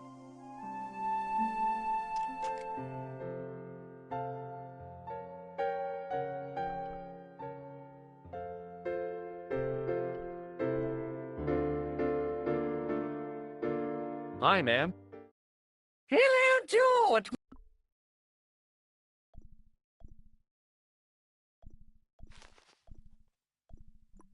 I have to...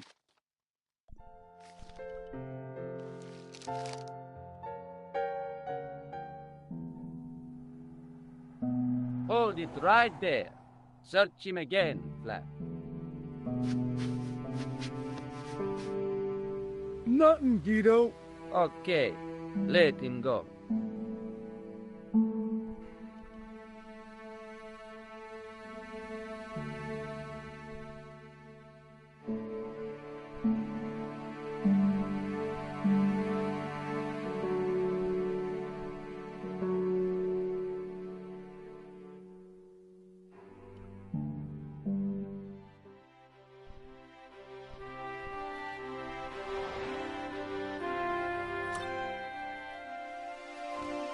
What do you think I should do next? I think you should look for clues at the hotel. I guess so.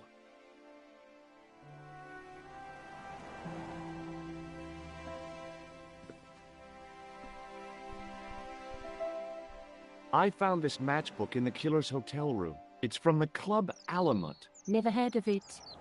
Is there anything written inside it? No, what were you expecting?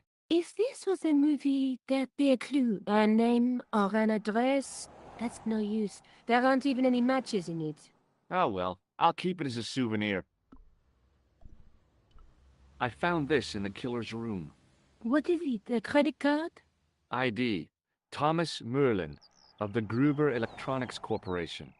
Never heard of him or the company.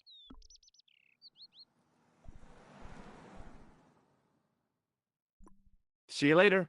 Where are you? I could go back to the Hotel Ubu, I guess. Whatever those two thugs are after must be important.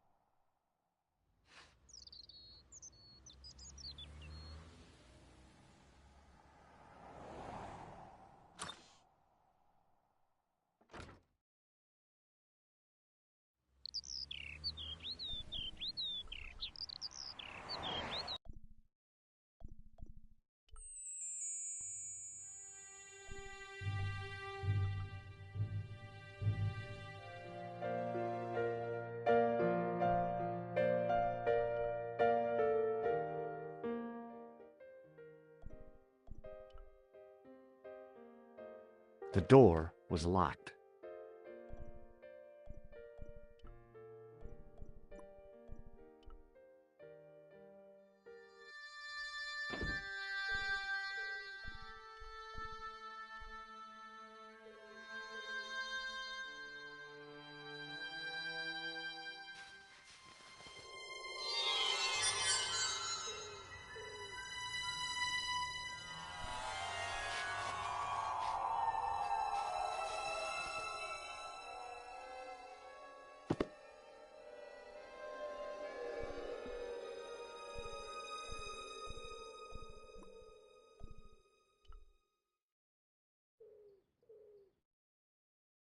The assassin had been too smart to leave incriminating evidence beside his bed.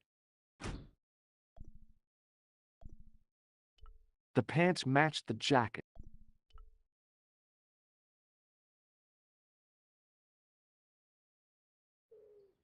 There was nothing else in the pockets of the killer's pants.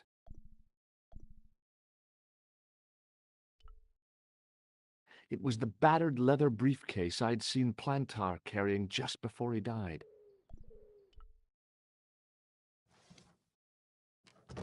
I searched the interior of the briefcase, but as I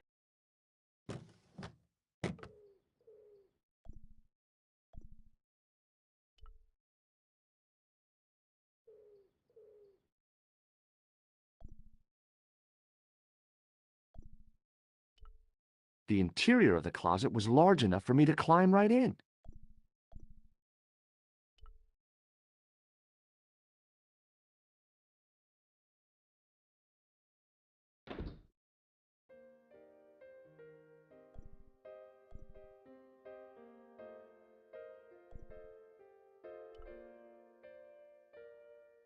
The door was locked.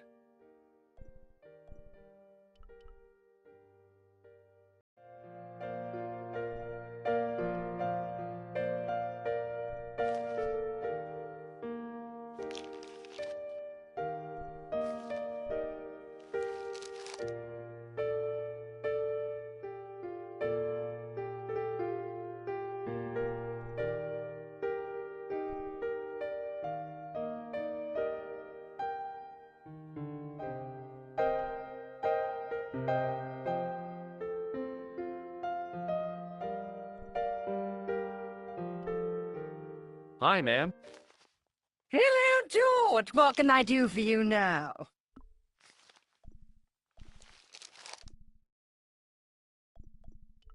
Did I show you this photograph? Yeah. I got the...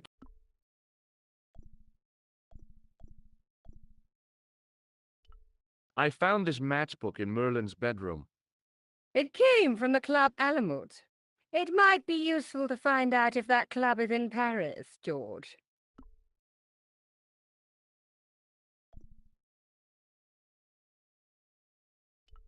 Would you like to keep Merlin's pass as a memento? No, darling. My broken heart is reminder enough.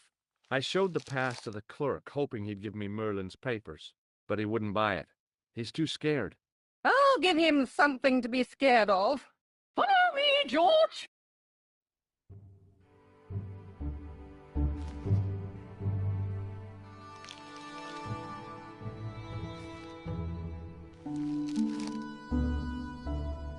Did you place a package from Merlin in the hotel safe?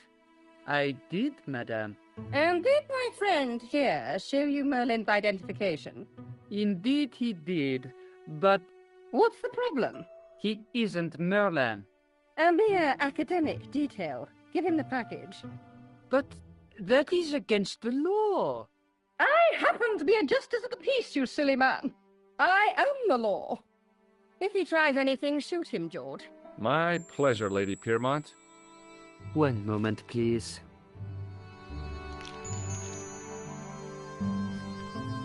You know, I haven't enjoyed myself this much since Greenham Common. I don't know what I would have done without you, Lady Piermont. Voilà, monsieur. Le manuscrit de Monsieur Merlin. Thanks. How satisfying. An Anglo-American alliance that actually worked. The clerk had given me a tightly rolled sheet of parchment. I decided not to unroll it until I was safely back in Nico's apartment.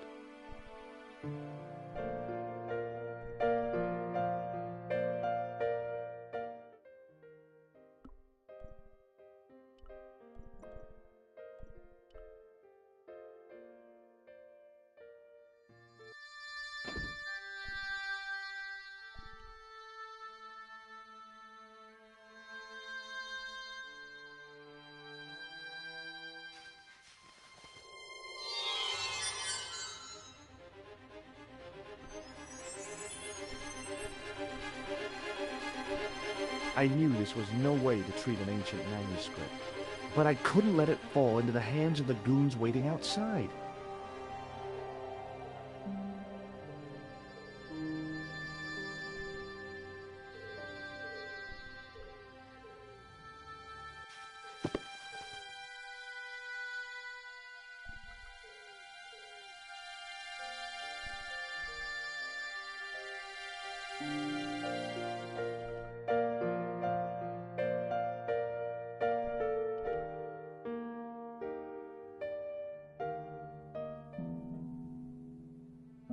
Hold it right there. Search him again, Flap. Nothing, Guido. Okay, let him go.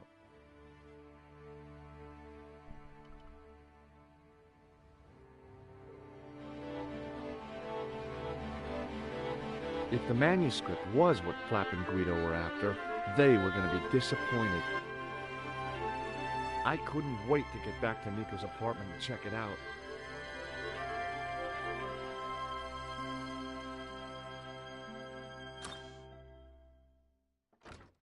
You're just not going to believe what I found. It's not another part of the clown's costume, is it?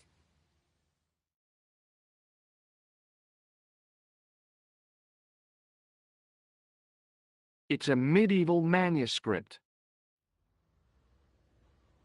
Khan left it in the safe at the Ubu. It's incredible. Is this what he took from Plantark? It could be, which means it's worth enough to kill for. Look there, 2 guys on the same horse. Oh, yeah. Maybe they couldn't afford one each. What of it? Have you ever heard of the Knights Templar? Their official seal with an image of two knights sharing a horse. Whatever this manuscript means, it's connected with the Templars. How come you know about these knights? I learned about them while writing an article on the Crusades. This guy, named Hughes de Payen, arrived one day at the court of King of Jerusalem. He offered to protect the Christian pilgrims from the displaced Muslim armies. The king would be able to guarantee safe transit to Christians in the Holy Land. Safer journeys meant more pilgrims, and pilgrims meant trade and wealth. The Templars proved invaluable to the king as a mercenary army. It was said that they never asked how many the enemy numbered, just where they were. And as the years went by, the Templars grew in wealth and numbers. They were so rich, even kings came to them for loans, but at the height of their power, they fell foul of the King of France. He rounded them up and turned them over to the Inquisition. Thousands of Templars were subject to torture and confessed to heresy. Of course, at the hands of the Inquisition, there wasn't much they wouldn't confess to. The last Grand Master Jacques de Molay was burned alive. But the treasure of the Knights Templar was never found.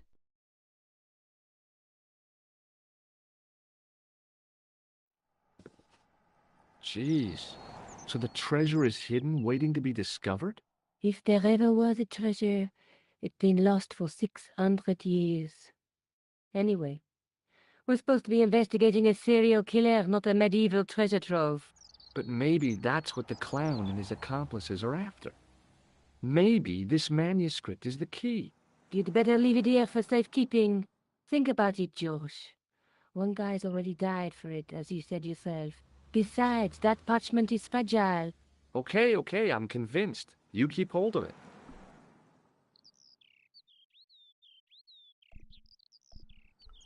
Let's take another look at the manuscript. Let's face it, we need help, George. Someone who knows about these things. Who do you suggest? Indiana Jones? I know a guy who specializes in medieval studies. His name is Lobino. Huh. Some stuffy old fossil who gets horny over ancient relics, I suppose. So worried. Andre isn't the stereotypical professor you have in mind. Where can I find this Lobino guy? At the Krone Museum. I'll give you the address.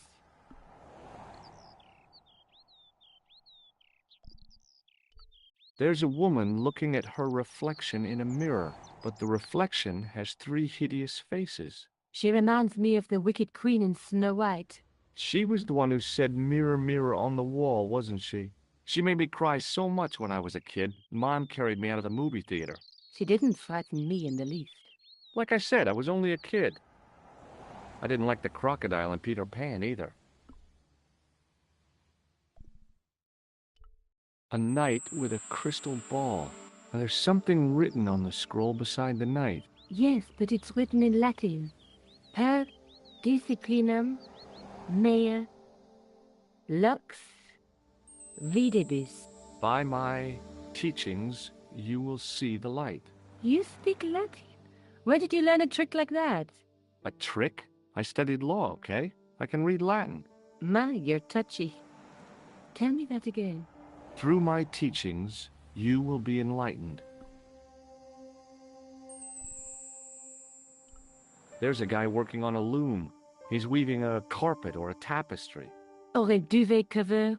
It's a clue to a place, I reckon. Somewhere famed for weaving and ships. Where folk live in barrels? It beats copper boxes. There's a guy with a sword and a bull. The only mythological bull I know of is the Minotaur, but he was only half bull. I don't think I'd like to be half a bull, even if it was the bottom half. What's that object between them? It looks like a gem on top of a tripod.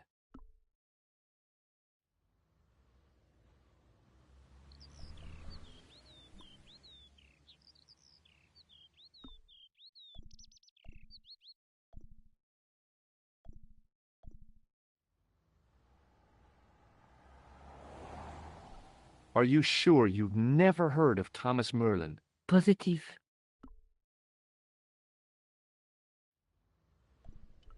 Did I show you this matchbook? Huh? Maybe I'll check out the Kroon Museum. I'm sure you'll find it useful, George.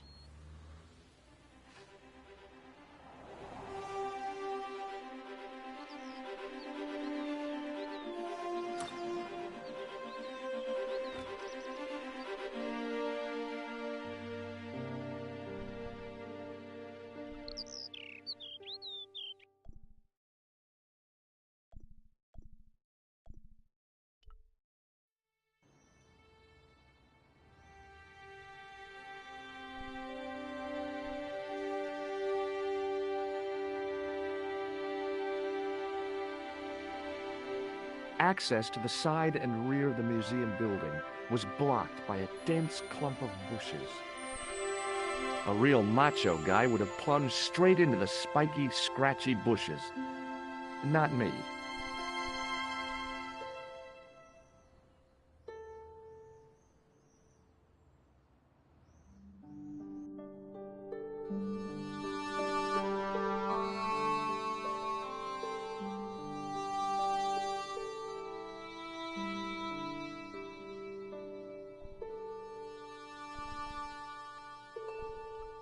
Pardon me.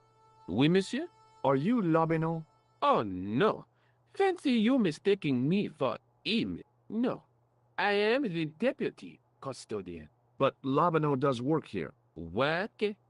I wouldn't go so far as to call it that. He studies here most days, but as you can see for yourself, not today.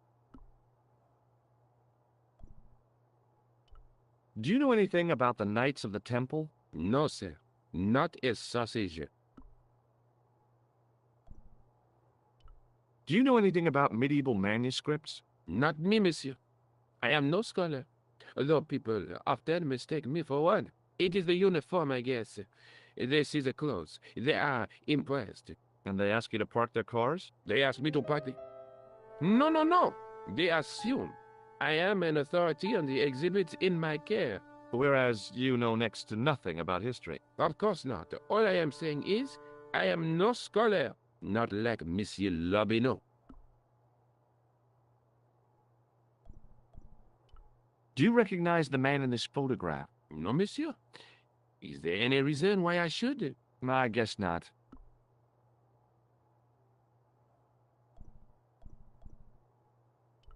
Have you ever heard of the Club Alamut? Oh, no. I don't frequent places like that. Do you recognize this ID pass? No.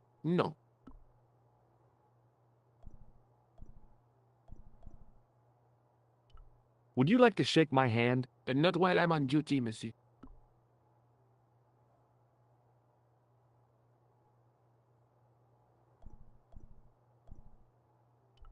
What do you make of this tissue? It is absolutely disgusting, monsieur.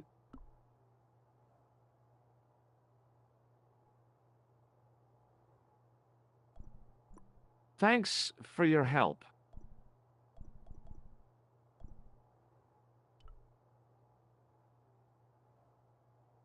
In the case was a spindly tripod, blackened with age and pitted with rust. It was identical to the tripod pictured on the manuscript. A notice identified it as 15th century from Western Ireland. It had been found in Loch Marne at the site of a Knights Templar preceptory. Ireland! What's that? This tripod was found in Ireland. I will have to ask you to keep your voice down. I'm sorry, I was excited.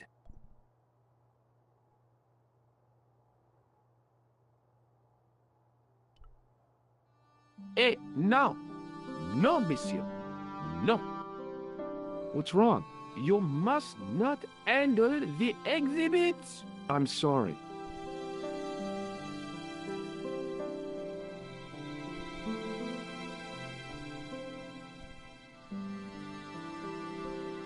High above me was a window.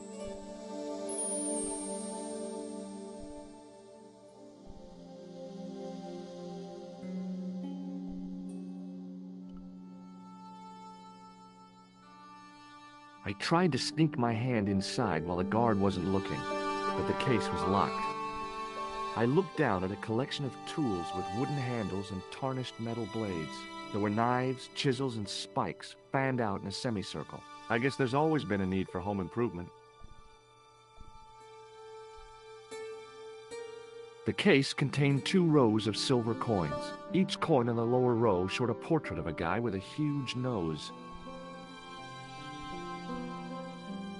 The case contained some fragments of pottery. They looked to me like broken flower pots. Above them, a sign read, L'Age Paléolithique.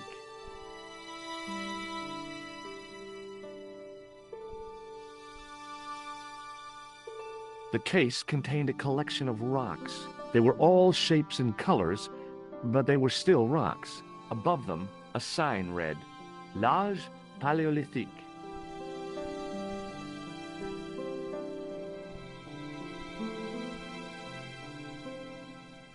It was a tapestry of a lady, a lion, and a unicorn. If I'd had more time, I could have stared at it all day. The totem pole looked distinctly out of place in the setting of the museum.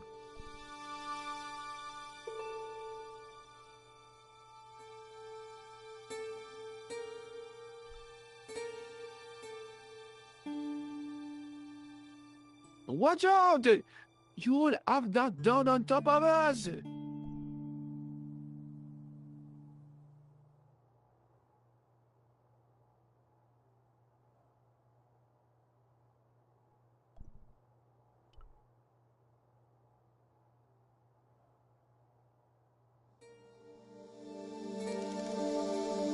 Leave it alone. That closet is over 3,000 years old. Closet? It's a sarcophagus. It was a stone carving from ancient Egypt.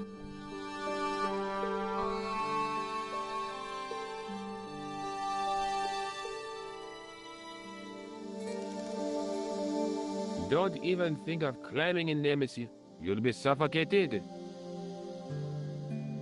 I always wondered how it felt to be a mummy.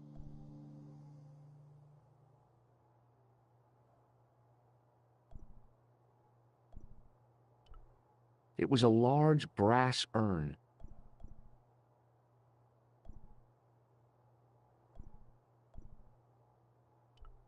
High above me was a window.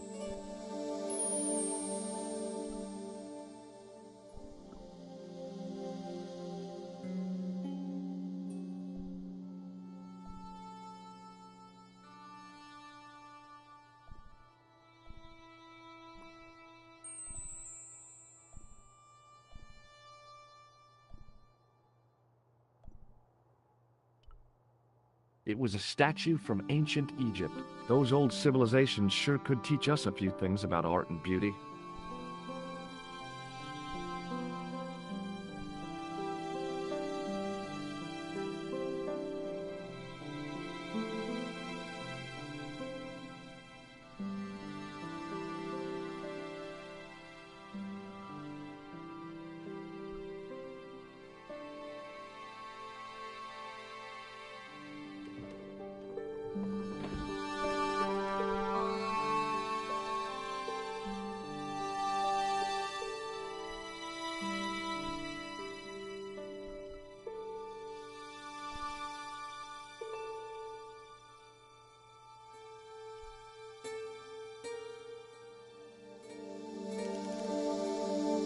Do you have a fetish about closets, monsieur?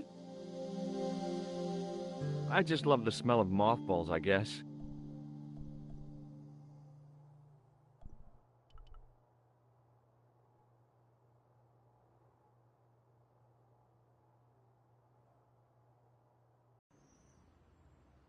The tripod was definitely the one on the manuscript. The Templar connection confirmed it. I was tempted to go to Ireland to check it out.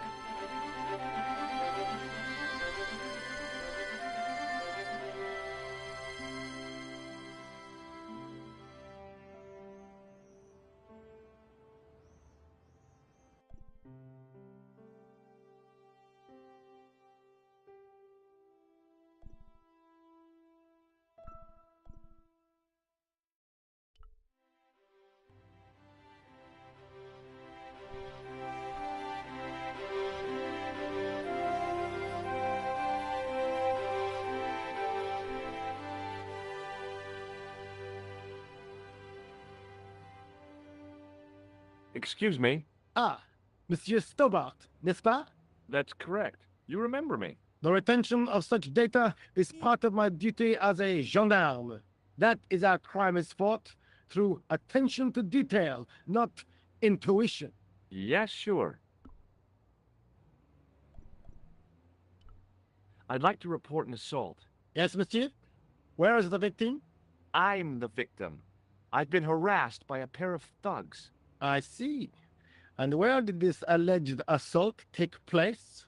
Outside the Hotel Ubu. They stopped me as I was leaving and went through my pockets. Could you describe the suspects, monsieur?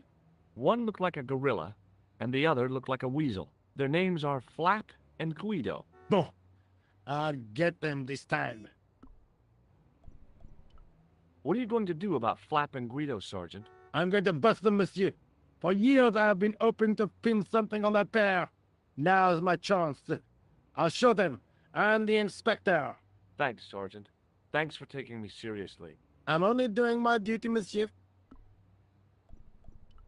Do you know a man named Khan? He's a shifty-looking guy with a scar on his left cheek. No, monsieur. Has this man any connection with the bombing of the cafe? Yes. I believe Khan was the name he used when he hired the clown costume. Do you recognize the man in this photograph? No, monsieur. It's the guy who bombed the cafe. The clown. This man looks nothing like a clown? He's taken off his grease paint and costume. Then there is nothing to link this man with the killing. Nothing? Look at those murderous eyes. Hardly likely to get him convicted. Is Rosso here? Yes, he is. You wish to speak to him? Yes, I do. One moment, monsieur. Stobart is here to see you, monsieur. Did he say what it was about? No, monsieur. Very well.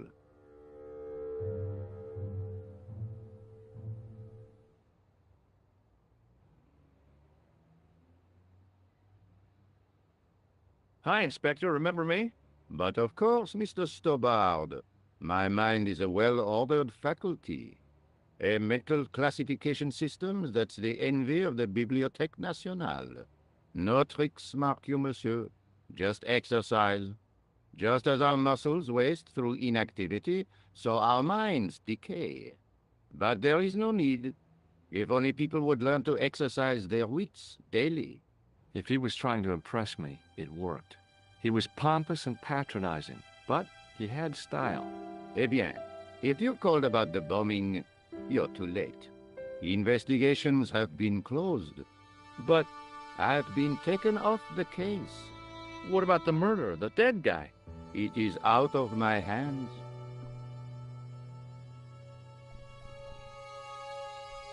Do you recognize the man in this photograph? No. It's the face of a killer. The man who bombed the cafe? The photograph was taken soon after the explosion. He'd escaped through the sewers, leaving a trail of clues behind it. Circumstantial evidence, Stobart. None of it proves a thing.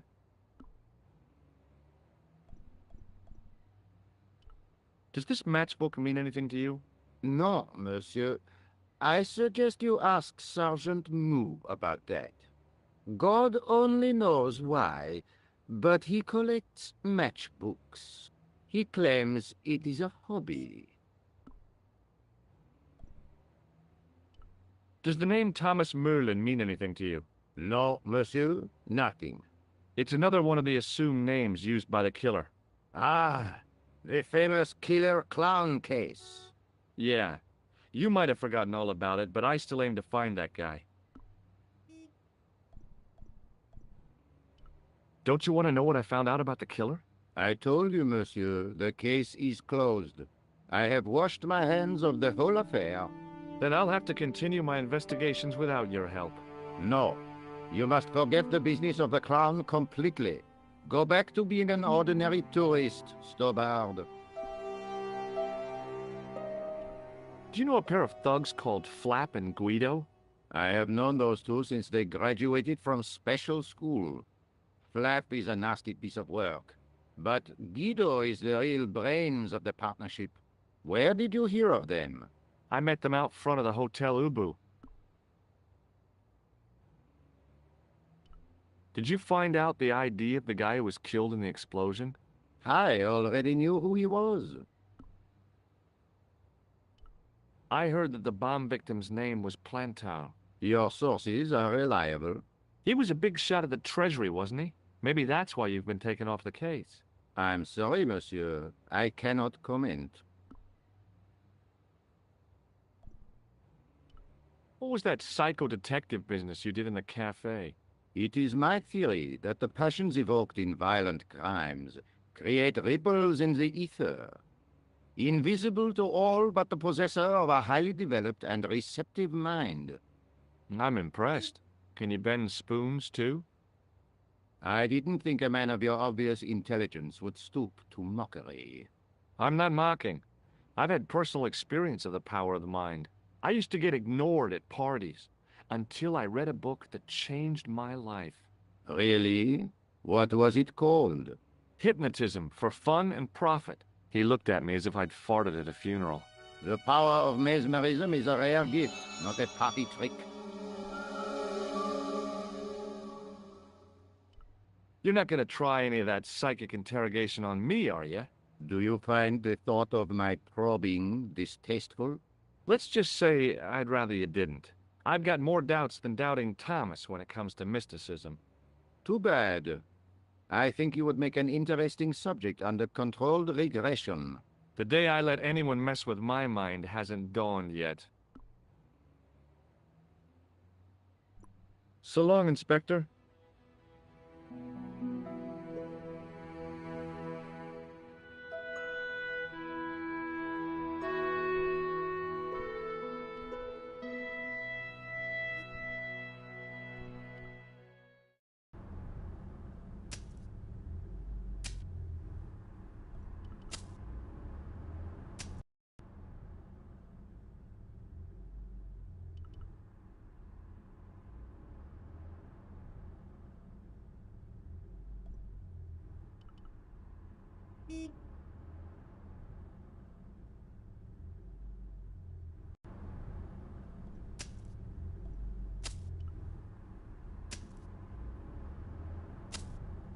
Hi.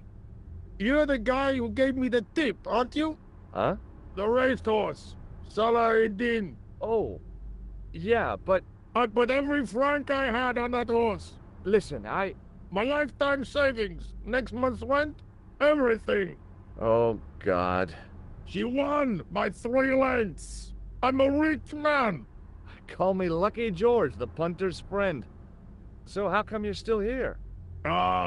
I'm not going to let my newfound wealth change me, not one bit. I bought this hole, fittings and all. Now I can come and go as I please. No more clocking on or completion schedules. No foreman breathing down my neck. Thanks to you, I've found paradise. I'm getting a mushy feeling in my chest. But not half as mushy as your head. What do you want now?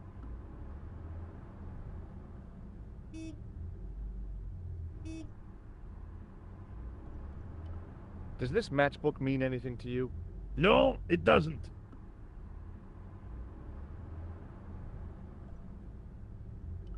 Does the name Merlin mean anything to you?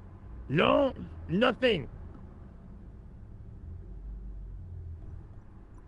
I gotta go. Don't let me keep you.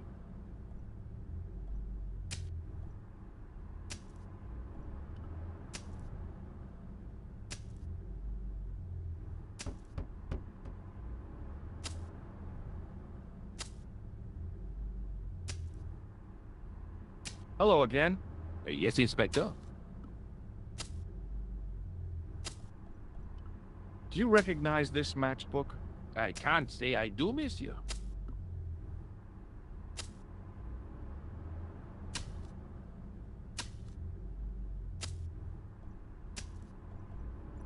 I have to be... Good luck, Inspector.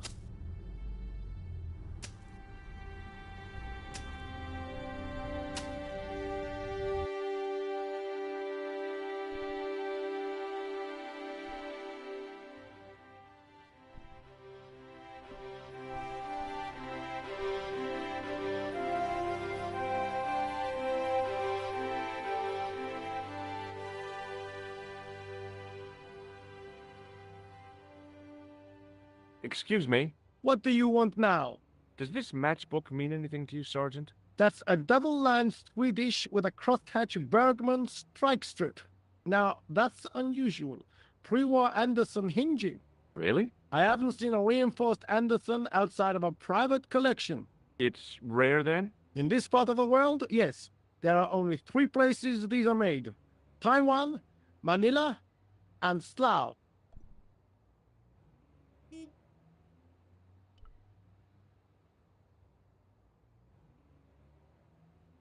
Excuse me. What do you want now? Does this matchbook mean... That's a double... Now... Really? I have... It's rare. In this part, there are... See you later.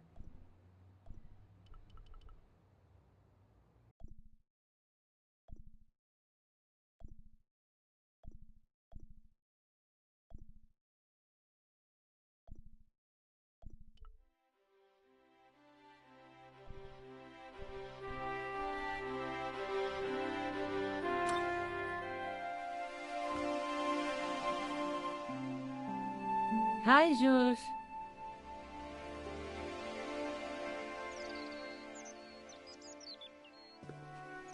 I found a tripod. Where?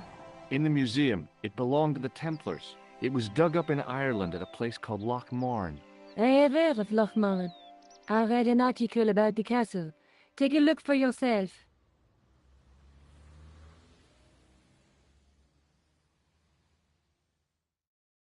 A popular gossip magazine? You read that rubbish? No, I write it.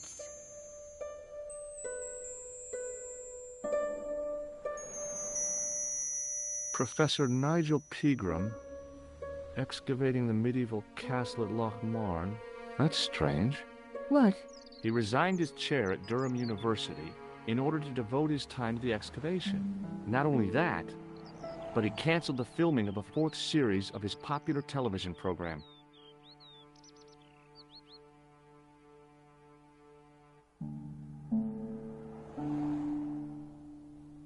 This site at Loch Marne must be awful important to him. He's the professor of history. They're all cuckoo. All the same, I'd like to talk to this Professor Pegram. How do you feel about a trip to Ireland? Disappointed. Huh? That I won't be going. I want to follow up the Bellotta case. If you really think Pegram's dam is important, why don't you visit Loch Marne? On my own? I'm not so sure about that. Where is Ireland exactly? What do you know about Professor Pegram? I've seen a television program, Pegram's Past. He's written a book, The Crusader Families of Ireland. I'll bet he'd be interested in the manuscript. I'll see you later. Okay. Keep me informed if you find anything new.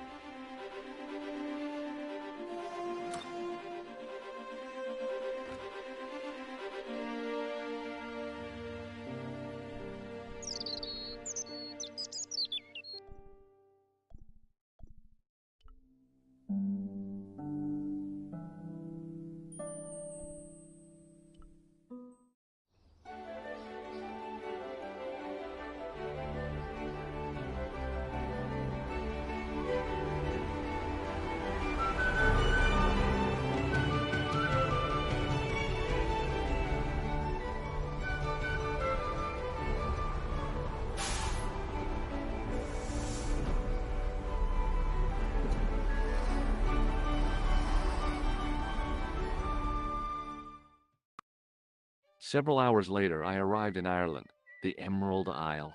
I'd been lucky to get a bus from Dublin to the tiny village of Loch Marne. On the way out, the driver told me there was only 1 service a day.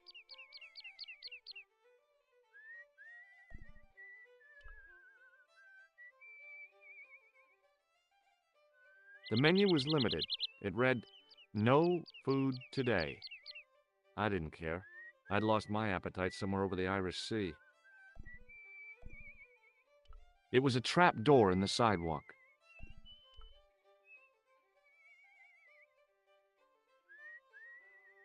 I tugged at the trap door, but it was locked from the inside.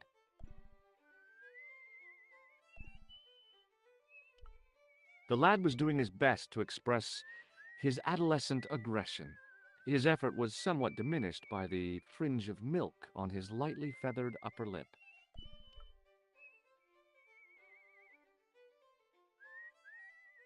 Hi there. What? What's your name, kid? Who are you calling kid? Who the hell are you? Rosso's the name. Murder's my game. Are you a detective? Let's just say I'm here to find the truth. Cool. Just like on the telly. Cut the crap and tell me your name. Liam McGuire. What are you doing hanging around the bar, McGuire? I'm on the run. From me dad. Why? Did you do something bad?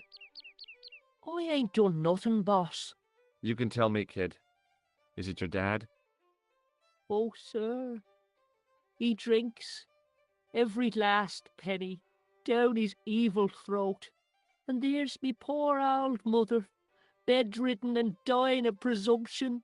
I tried to buy her medicine. Chopped firewood for Father Mahoney till the old skinflint cheated me too. But I took the pennies he gave me back home.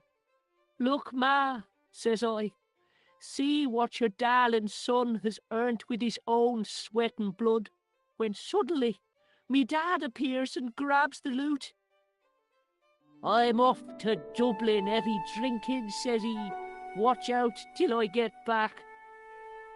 That's why I runned away. Something in the grin on his face told me he wasn't being strictly truthful. Compared to him, Huckleberry Finn was a candidate for Altar Boy of the Year.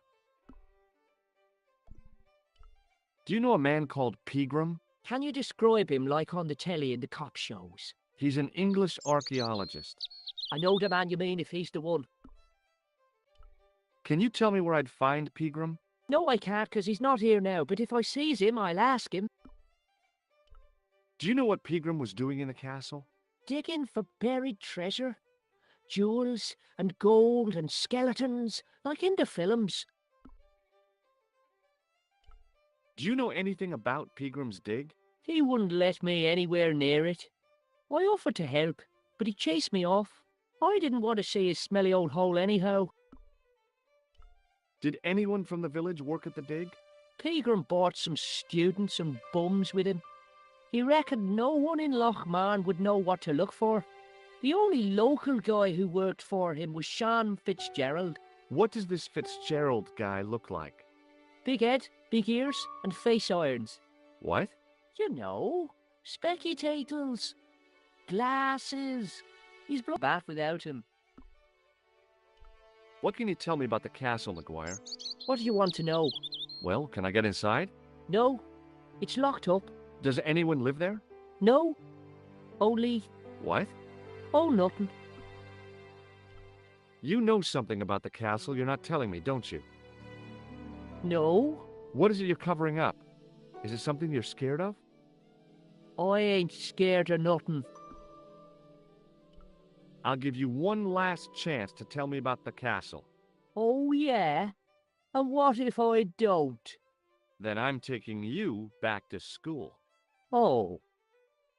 There's a ghost. It's called the Phantom of Lochmarn.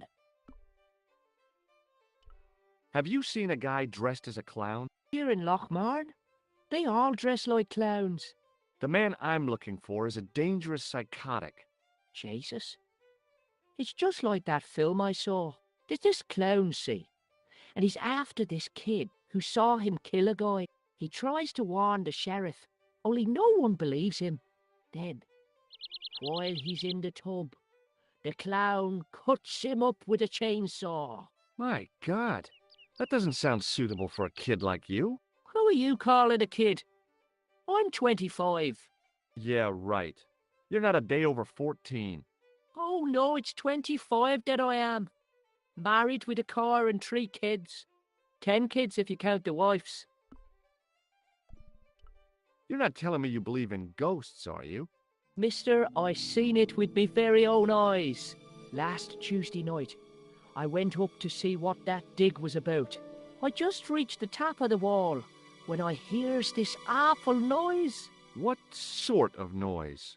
A horrible snuffling and snorting, like O'Brien's pig, only worse.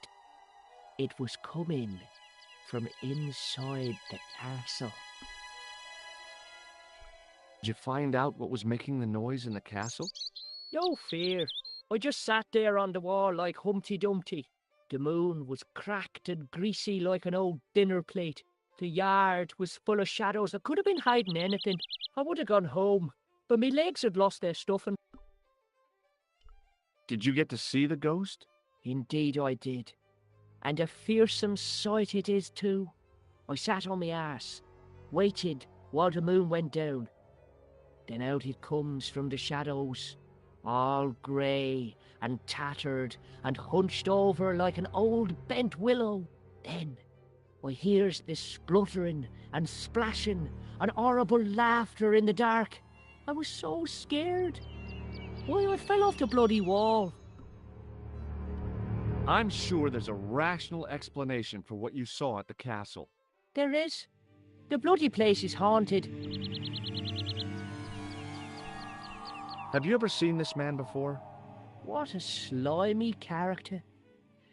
No, I never seed him.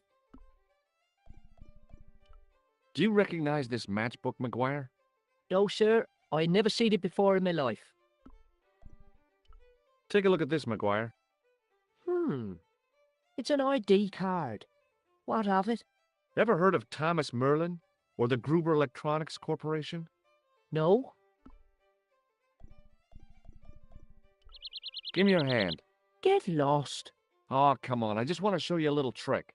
No way, mister. I don't do tricks. Father Mahoney told me I'd burn in hell if I did. I just want to shake your hand, that's all. Oh, all right. Gotcha. Neat, huh? Didn't feel a thing.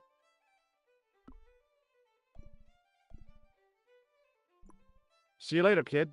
Okay, mister.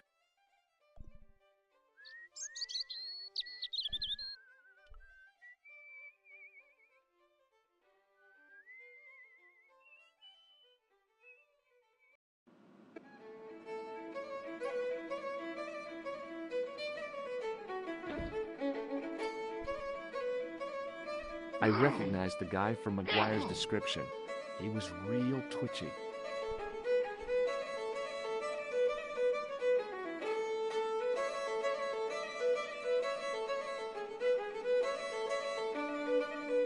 Mr. Fitzgerald? What? I need to speak with you urgently.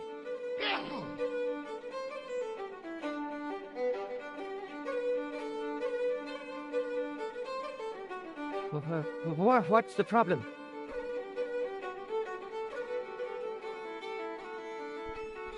Can I get you another drink? Oh, no, thank you. I shouldn't be drinking at all. I'm on tablets for my nerves. More than a pint and I'll pass out.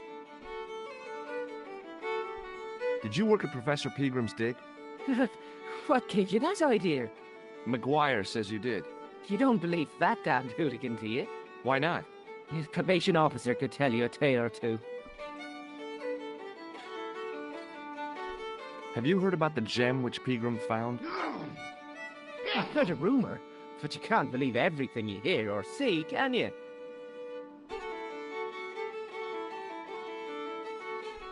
Where can I find Professor Pegram? I heard he's gone fishing. I don't know where. What can you tell me about the castle? There's nothing there. Just an old ruin. How old? I really couldn't tell you. Have you ever explored the castle yourself? I used to play there sometimes, when I was a kid. Then one of the little ones fell off the wall, broke his head and died. We didn't go there anymore. You haven't been up there recently? No.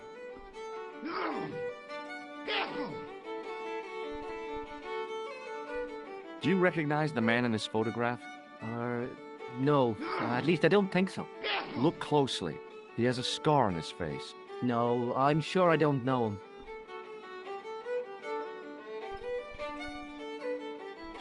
Does this matchbook mean anything to you? No. Check out this pass. Yeah. It's yours, is it? Not exactly. Do you recognize the name? Thomas Merlin? No, never heard of him.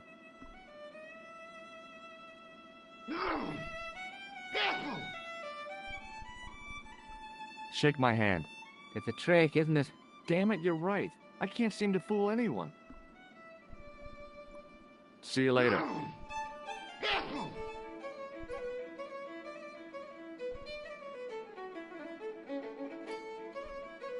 It was a beer-stained piece of toweling.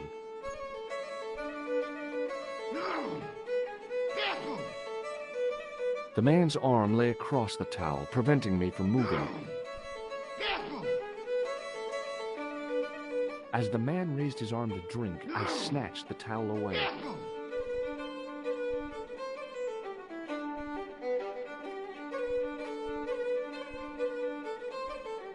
It was an electric pump operated by pushing a small lever. I was about to reach for the pump when I came to my senses. A rash move like that in a strange country with strange customs could be my last. Top of the morning to you. I beg your pardon. Well, that's what you Irish say, isn't it? Do you want something? Or are you just flaunting your xenophobia?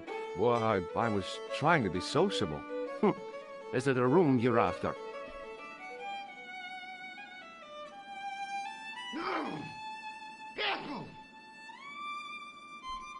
That's not a bad idea. Do you have a vacancy? I could, if you don't mind waiting until the last guest checks out. No problem. When will that be? When the undertaker comes to collect him.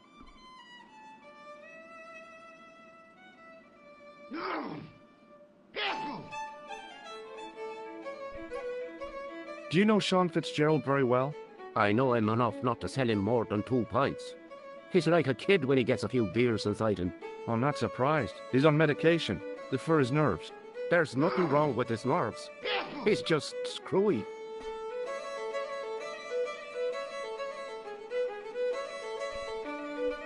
Do you know a man called Pegram? Indeed I do. Are you a friend of his, by any chance?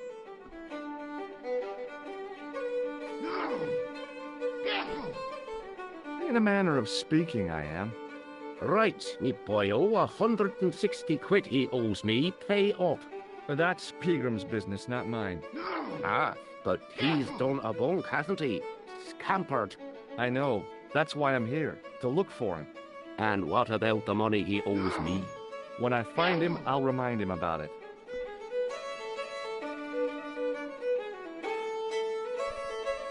Did Pegram stay here? Yes, he did. 6 nights plus breakfast. He couldn't have had breakfast this morning. Not unless he had it afore he went to bed. What the hell are you talking about, Doyle? The history fella. I seen him this morning. Crack of dawn. I had to get up at 4 o'clock to see to the missus. I didn't know your wife was sick, Pat. She's not. Anyhow, I went out to empty the bucket. And what do you think I saw? For the love of God, Doyle, get to the point. It was the history man, heading out to the village, on a bicycle. I knew it. Hand over me money, or I'll throw you out. Can I see Pegram's room? It's been taken by one of the brothers from the reformatory. They come every year for spiritual refreshment. That's a good one. Their idea of refreshment is a good full of stout. I wouldn't want to disturb a man of God, especially not a big fella from the bad boys' home. I don't blame you, Mick. That brother's got muscles like a muscle man. Have you served any, clowns recently? Don't change the subject. Are you going to pay me Pegram's rent or not? No way. Listen, I'm not really his friend. I've never even met the guy. But I need to find Pegram urgently. I think his life is in danger.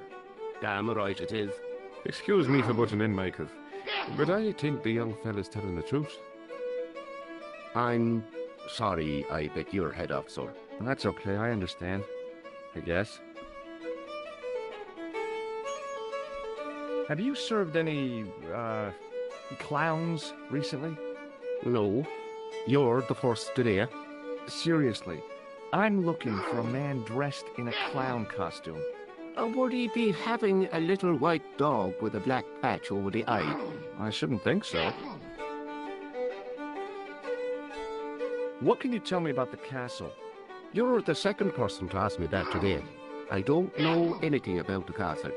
It's only an old ruin anyway. Who else was asking about the castle? He said he was a reporter. He was asking about the little people. I could have told him a tale or two about the little people. He might have paid me to hear what he wanted me to say. Anyway, I chucked him out on his arse. Good for you, Mick. That's the way to deal with journalists.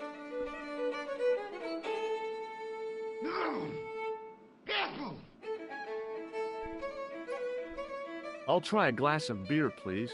Is this your first pint of real ale? Well, I guess so. What's real ale, anyhow? Beer that's brewed from natural ingredients to traditional methods.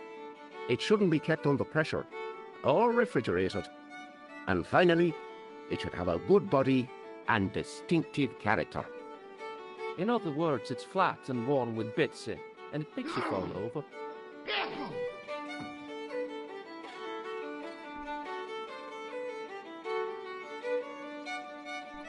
Thanks.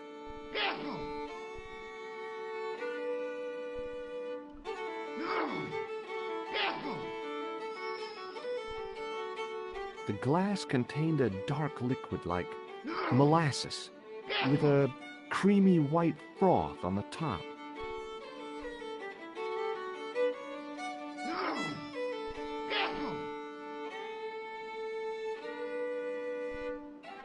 Somehow, I'd managed to drink the thick, sweet brew. I felt strangely compelled to order another, even though my every instinct warned me against it.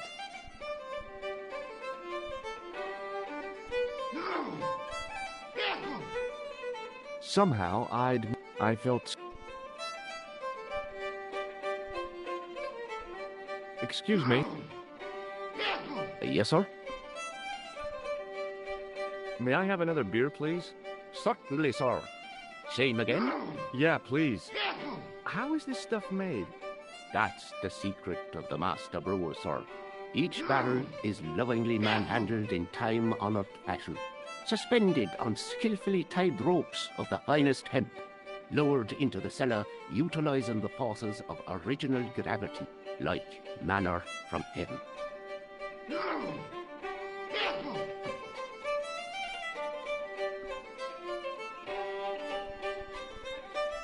May I borrow this towel? Sure you can. What's that? You keep it away from old Ron. Who's Ron? That's him in the corner, with the hygiene problem. May I borrow this towel? You can keep... Thanks.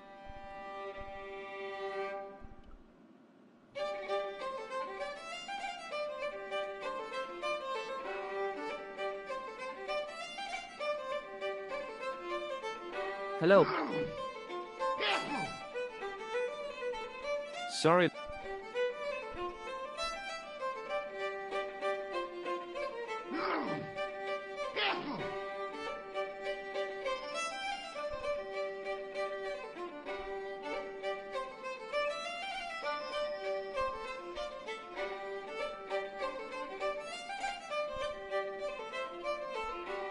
Somehow, I felt...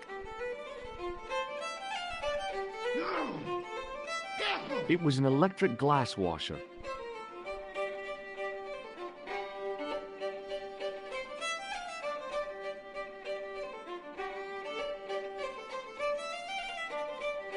Hey, where do you think you're going? Excuse me? No customers behind the bar. Ever.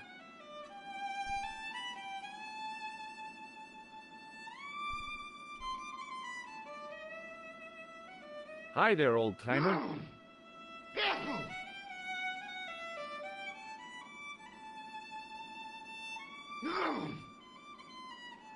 What? Nasty cold you've got there. As soon as the words left my lips, I regretted them. Is there such a thing as a cold which isn't nasty? I put the question to Father Mahoney. Father, says I, why were we born to suffer snot? What did he say? He said, it's my reward for being out all night like a sinner. Pious prig. Anyway, this is no ordinary cold. 'Tis the hay fever. Pollinosis? Thank you. You're not a policeman, are you? Excuse me? Police? No. I'd know it if you were. Do you know Pegram, the archaeologist? That's the scrawny fellow who was poking around at the castle, isn't it? No, I don't know him. Were you aware that Pegram was conducting an archaeological dig? I don't meddle in other people's affairs. They don't interest me.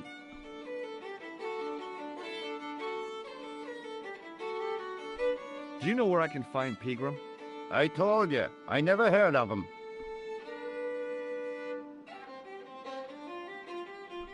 Can you tell me how to get into the castle? Don't even think about it, me bucko. Lochmarn Castle is haunted. That's what the kid outside told me, but I don't believe it. Then you're a fool.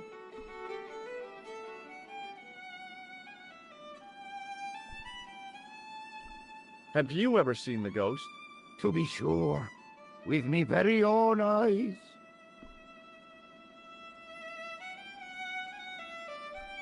Can you describe the ghost? It was horrible. A wee stunted beast, long beak, straggly, flappy wings. Are you sure it wasn't a wild animal? A rabbit or a skunk or something? Skunk? In Lochmarn? That'll be the day. No, that was a ghost, to be sure.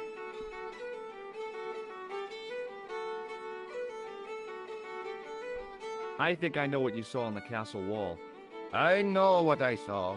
I don't think so. It was the kid, McGuire. What? He was up on the wall last Tuesday night. He thought you were the Phantom of Lochmarn. Oh!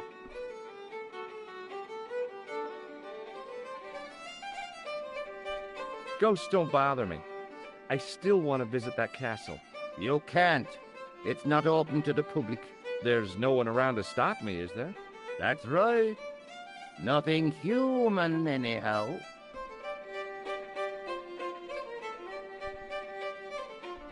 Can I buy you a beer? Very kind, I'm sure. But I don't drink the stuff Leary sells. What's wrong with it? I've seen what it can do.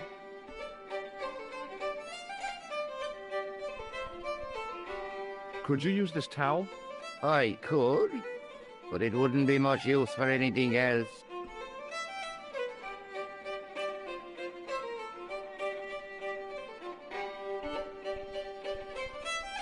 Do you recognize the man in this photograph? Is that supposed to be you? No, I don't have a scar on my face, and I'm not from the Middle East. I can't tell without me glasses.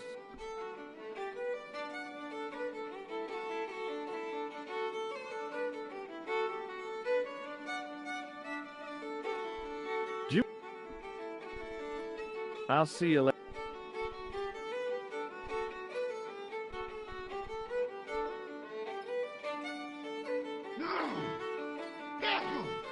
Excuse me. Yes, sir? Hey, how about another drink? See him again? Eyes for... No, I'm serious. Have you considered turning McDonald's? Cocktails are chic. What? Kid, pinball. Right, I get the picture.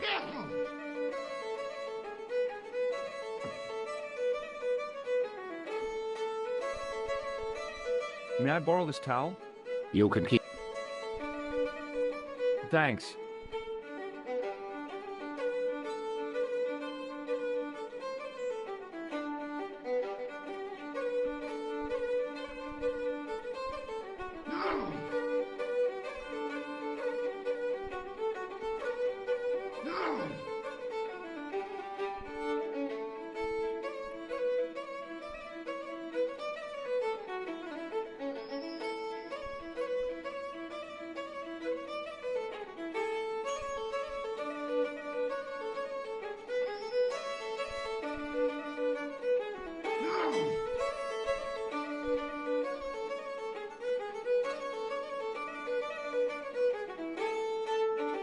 Hello again.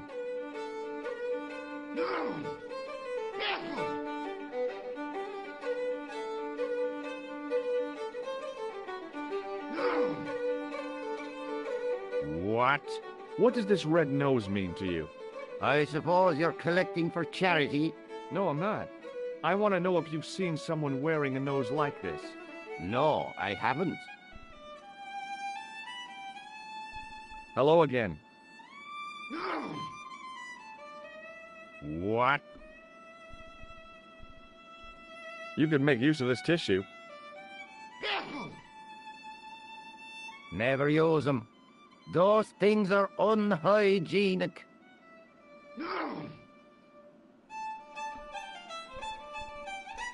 What's that you're making? It's a necklace, me bucko. Oh, sure. Made out of steel wire? That's right.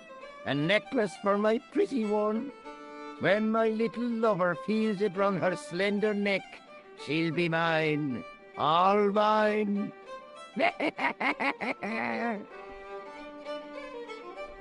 If I was a woman, I wouldn't think much of a wire necklace. It's not made for a woman. I've got my sights on tastier dishes than women. Flesh as smooth and tender as a maiden. Bones as soft and white as a newborn babe's. Rabbit, lad. That's what gets my juices flowing.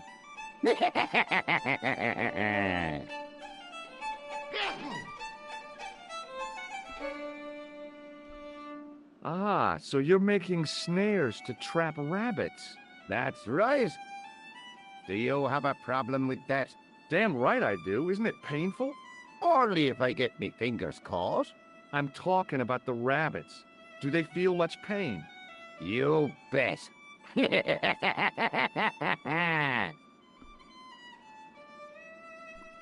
I'll see you later.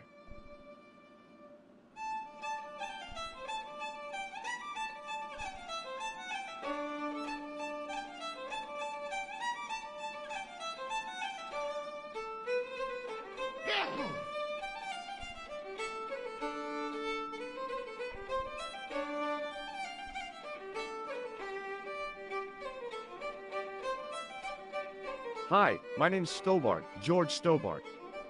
Hello there, mister. What can I do for you? Do you know Professor Pegram? Do I know him? Do I know the good professor himself? No, I don't. I mean, I know who he is, but I don't know him to talk to. Do you know anything about Pegram's excavation? Only that he didn't have the right tools for the job. What he needed was shovels and a JCB. Pegram was digging for historical remains, not coal. Is that a fact? What the hell for? It's the science of archaeology, Pat. Understanding how people used to live by what they've left behind.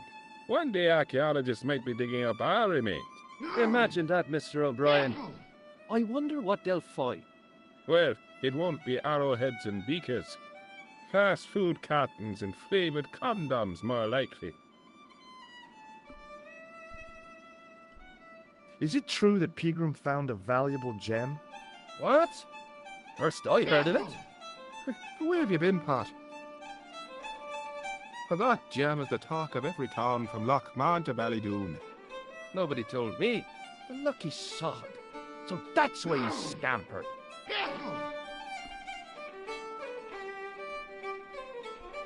Did anyone from the village work at Pegram's dig? I tried it myself, but that high and mighty history man called me incontinent. What a nerve. Hadn't I dug more holes than the rest of them put together?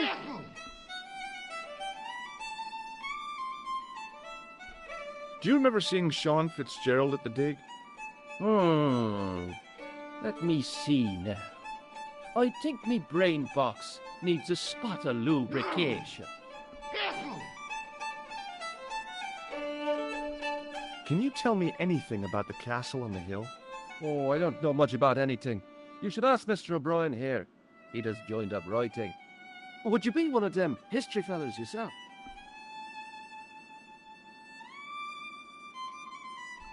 Oh no, I'm here on vacation. What's that? A vacation, Pat. It's what the Americans call a holiday. Oh, right. In Lochmarn? You come to Lochmarn for a holiday? Sure, it's a very pretty place. Where the hell are you from, mister? California. I know it. That's where the prunes come from. Yeah, amongst other things.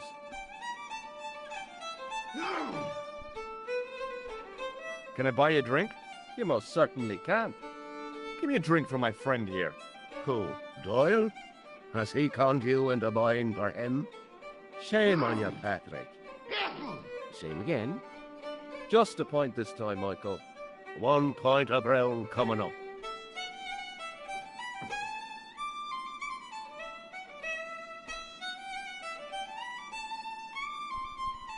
Do you remember Sean Fitzgerald now?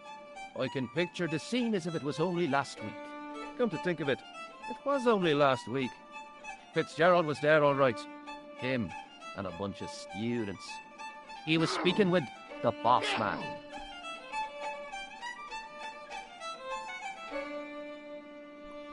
Bye for now.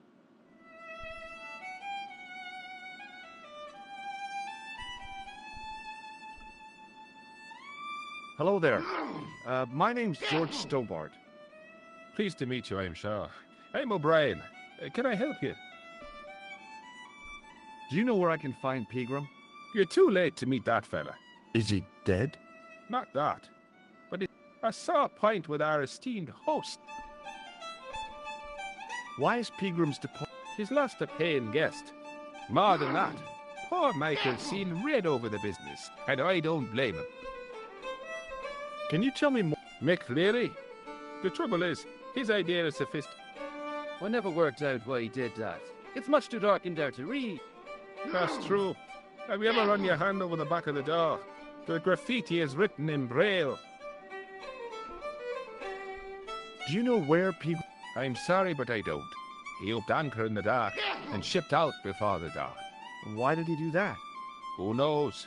A guilty conscience or a secret assignation. Whatever the reason, he'll not be missed in Lochmarn. Maybe now the fuss about the gem has died down, we can get back to normal. What can... Now there's a gem. A man would have to be full of greed to covet that. What's your interest in the jewel? Oh no. Thank the Lord. What can you...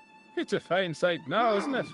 Dates back to the 10th century. Most of the existing building was out of... Are the ruins open? Oh no, it's...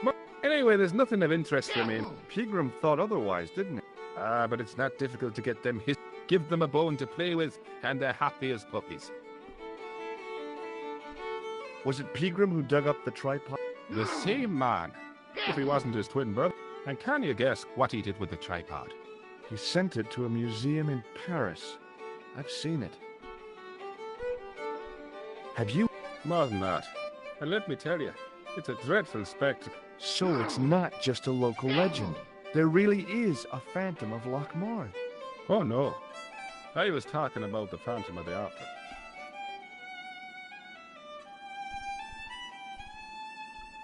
Does this town... Sure, it's one of Leary's. Just borrowing it.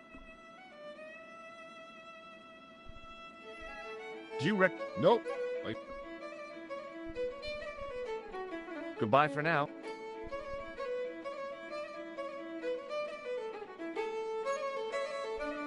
He wasn't listening. It was an electric glass watch. Excuse me. Yes, sir?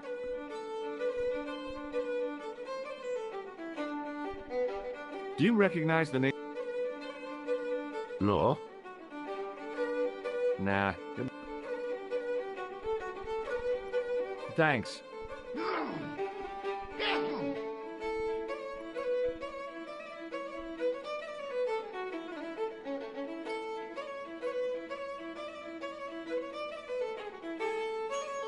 Get out. It was an electrical plug attached to the glass washer. Get out.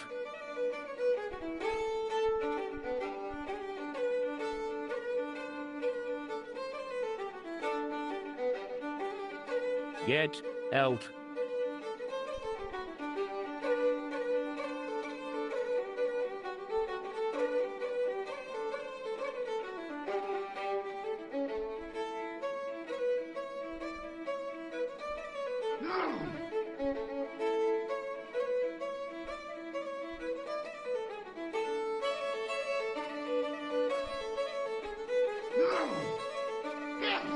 As soon as the old guy looked away, I grabbed this piece of wire.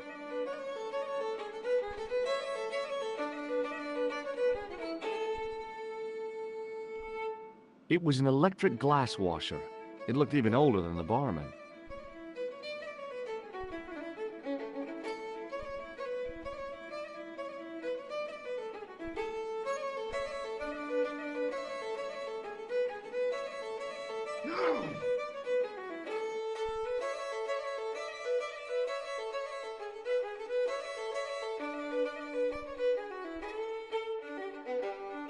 Hello?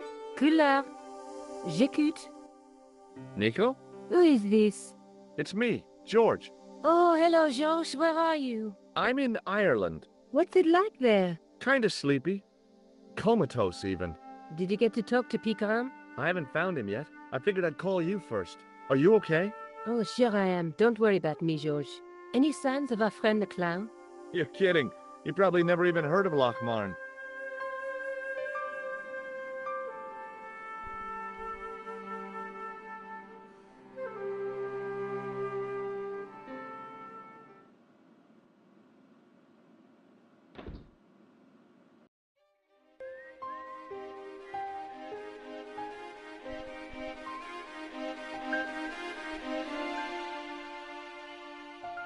I tugged at the plastic cover, but it didn't move.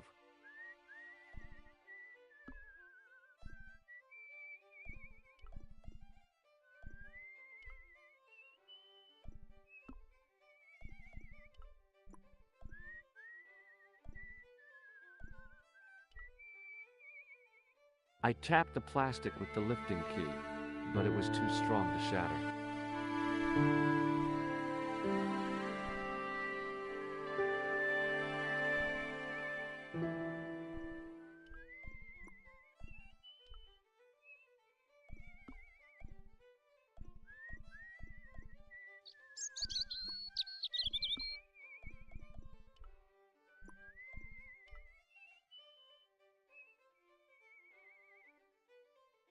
The workman's key was the obvious tool to use to open this trap door. It was specifically designed for a job like this. Unfortunately, there weren't any holes in the trap door.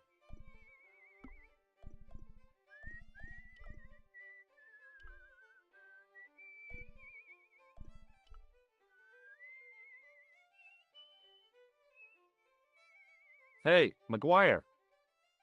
What do you want to know? Are you sure Fitzgerald worked at the dig?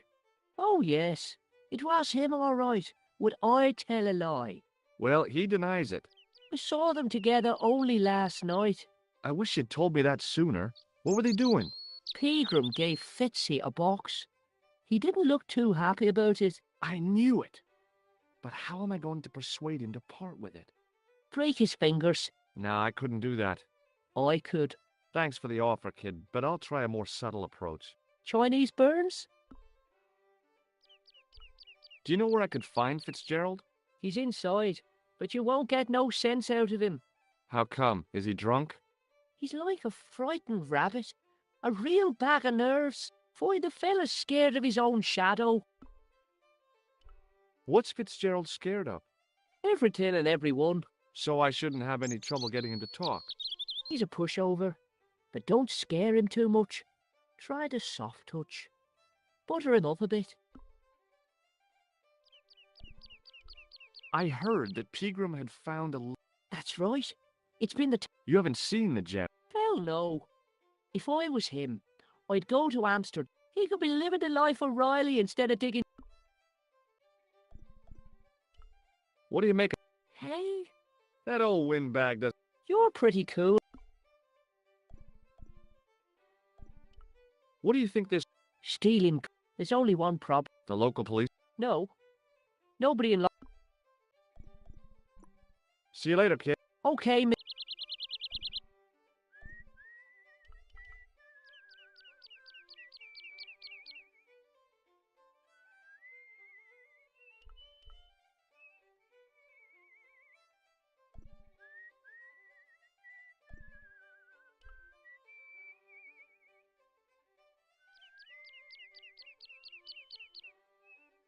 It was a featureless plastic box firmly attached to the wall of the building.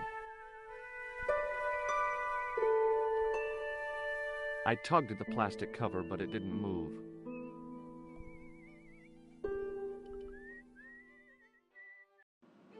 No! Careful!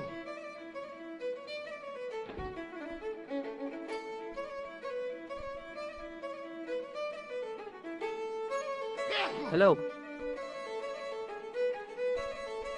McGuire says he saw you working at the dig. What's more, he saw you talking with Pegram.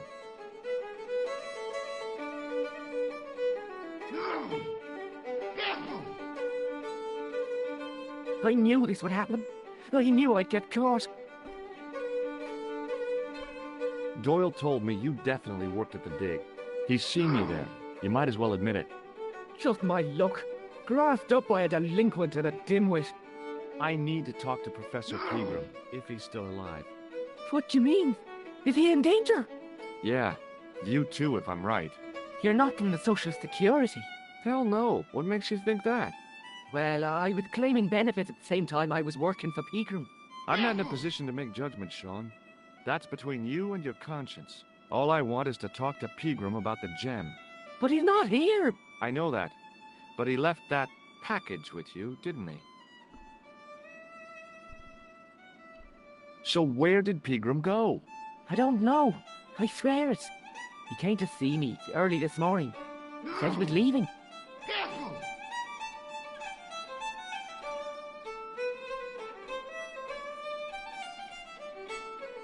He asked me to give this package to a guy called Marquet.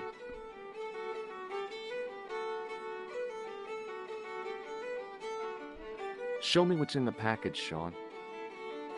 I can't do that. Why not? I promised the professor. So what? You didn't have any qualms about your benefit scam. So where's the harm in taking a peek inside Pegram's package? You don't know these people. I can't. I don't dare.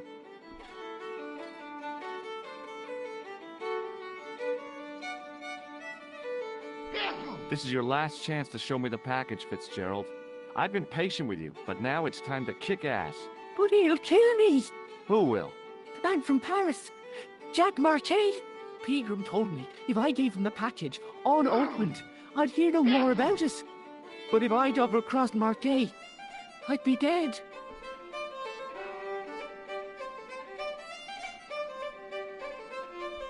I'll deal with Jacques Marquet.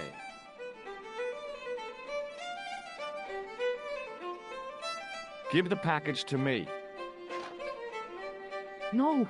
Why should I trust you? I don't know who to trust anymore. I wish I'd never even heard of the Lochmarn gem.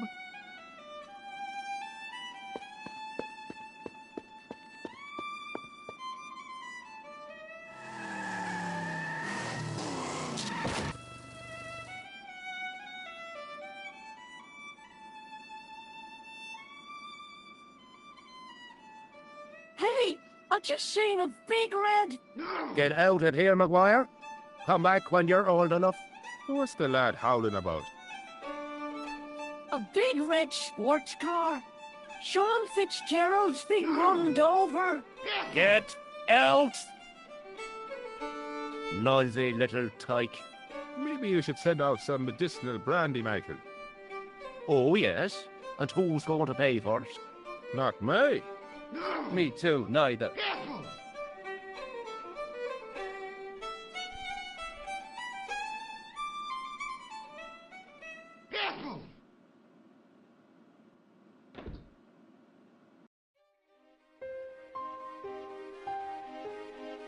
I was telling the truth about Fitzy, mister. Okay, calm down. Now tell me what happened. I was standing here, minding me own business, when I saw this beautiful red sports car coming up over the hill. "Would you look at that?" says I, and I going over to take a closer look. Next thing, Fitzy comes tearing out of the pub and nearly knocks me on my ass. Well, the car just flies at him. It was too fast for poor old Fitzy, and hit him an awful wallop. He goes flying up on top. "Jesus," says I thought he was a goner. Next thing, the driver hops out, and I couldn't believe my eyes.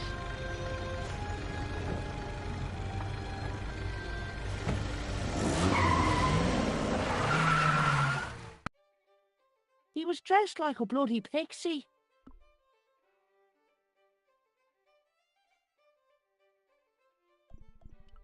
Did this pixie have a scar on his cheek? I couldn't see. He was wearing a stupid mask. Are you a special agent? Sorry to disappoint you, kid, but I'm not. I'm just an ordinary guy caught up in a whirlpool of intrigue. And you're drunk? Not so. Yeah, you've been drinking mucky beer in the boozer. Only a few glasses.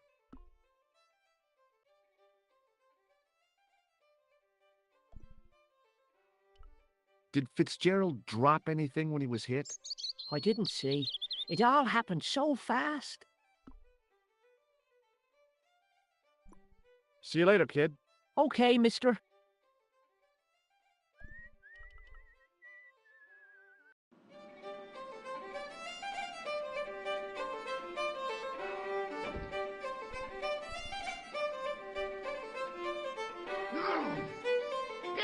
Excuse me. Yes, sir? Are you sure you don't recognize this? I told you, no.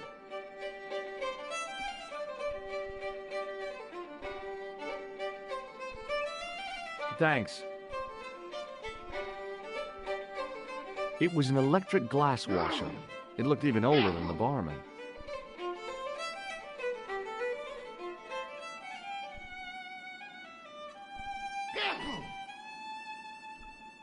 It was an electric pump operated by pushing a small lever.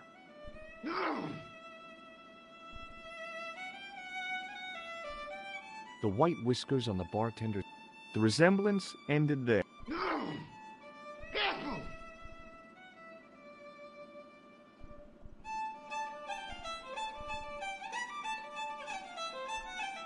Somehow, I'd managed to drink. I felt strange. Excuse me. Yes, sir? Are you sure you... I told... Thanks.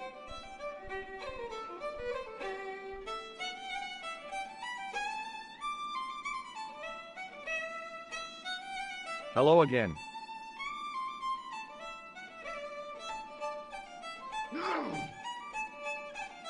What?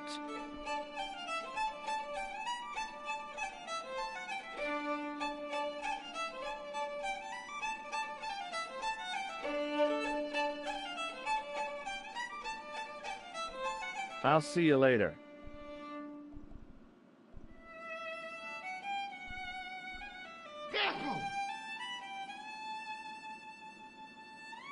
Excuse me. Yes, sir? More beer over here. Yes, sir.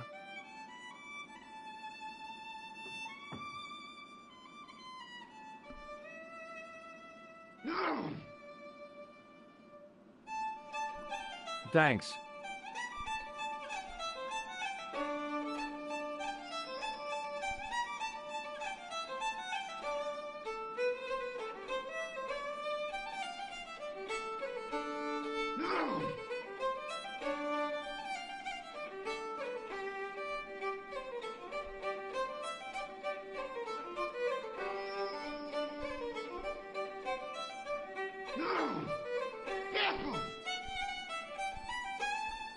Excuse me. Yes, sir? More beer over here. Yes, sir.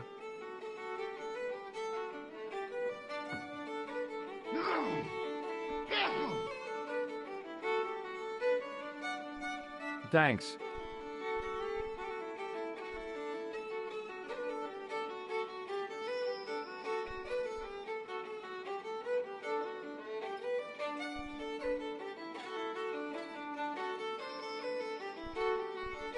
Excuse me. Yes, sir? More beer over here. Yes, sir.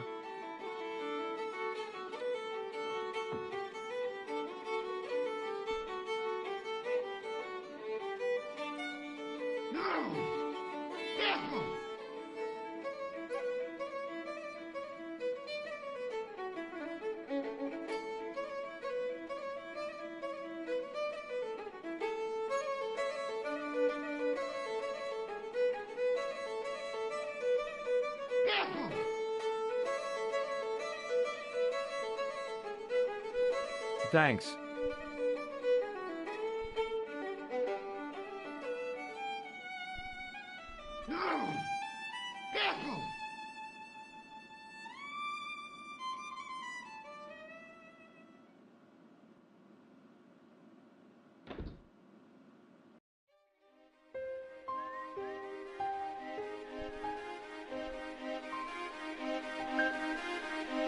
I pushed the switch down, but in doing so it snapped off in my hand. The plastic cover had been smashed by the Pixies. It was impossible to return.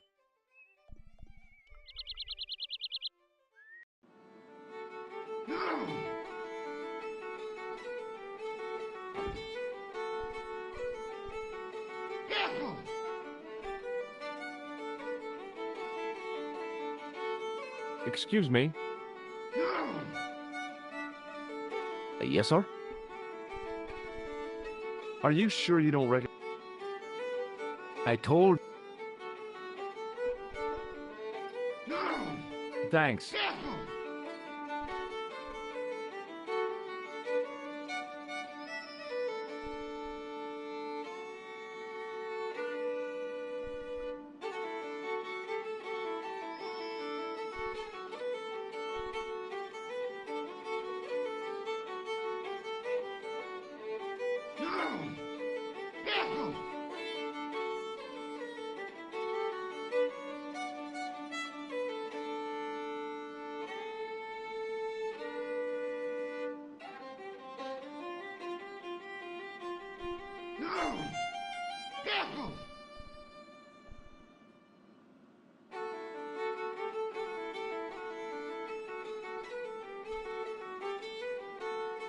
It was an electric glass washer. It looked even older than the barman. It was an electric glass washer. It looked even older than the barman.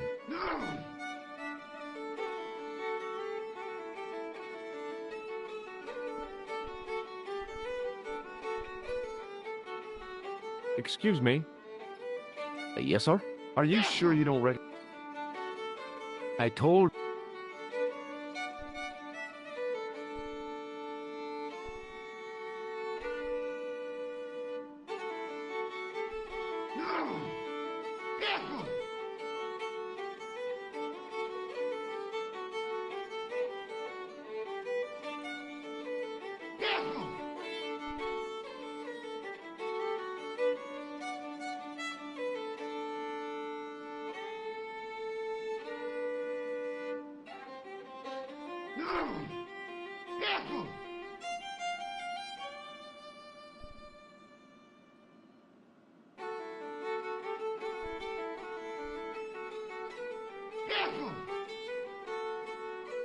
Somehow I felt...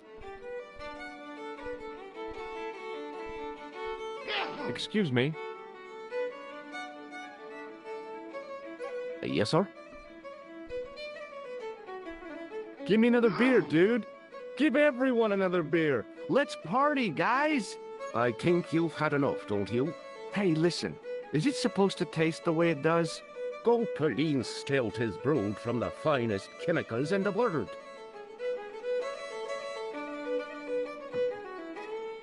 I'm sorry, but the pump appears to be broken. I can fix it for you. I don't think so. This is a job for a professional electrician.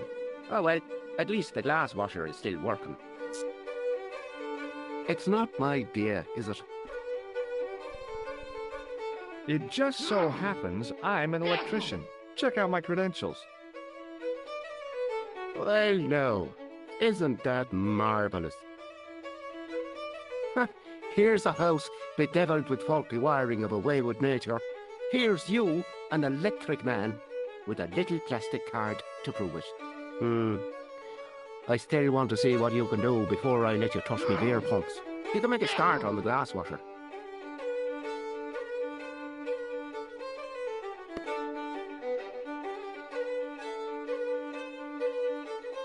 And when you finish that, will you take a look at the pumps?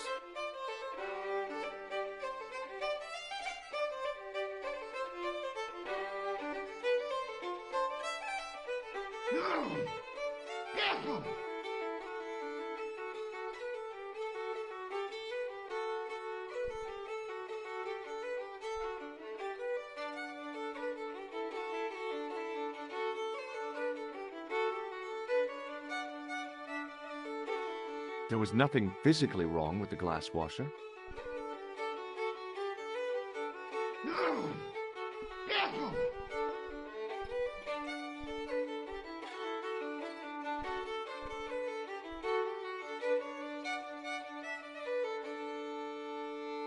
I used all my knowledge of electrical engineering to examine the plug. Seemed fine to me.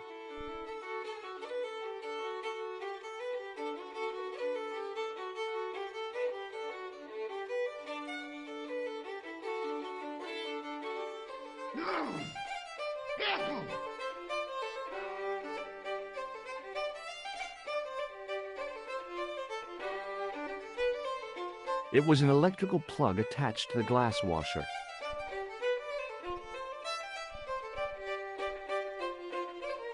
I couldn't see anything obviously wrong with the machine. I figured it must be the wiring.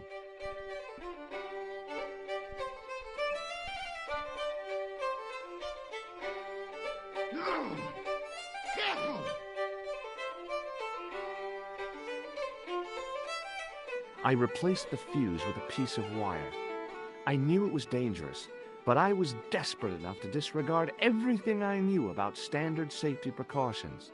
Excuse me, Mr. Leary. I fixed your glass washer, no problem. Bingo! And a blessing to all the saints. A free half-pint to that man, on the house.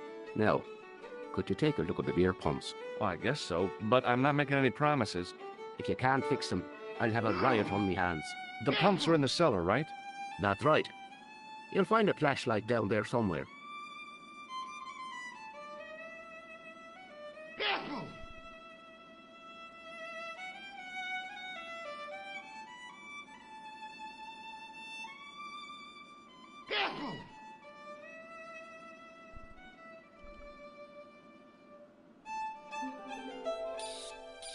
What a dumb place to store a flashlight. A dark cellar. The only way I was going to find anything down there was to feel around.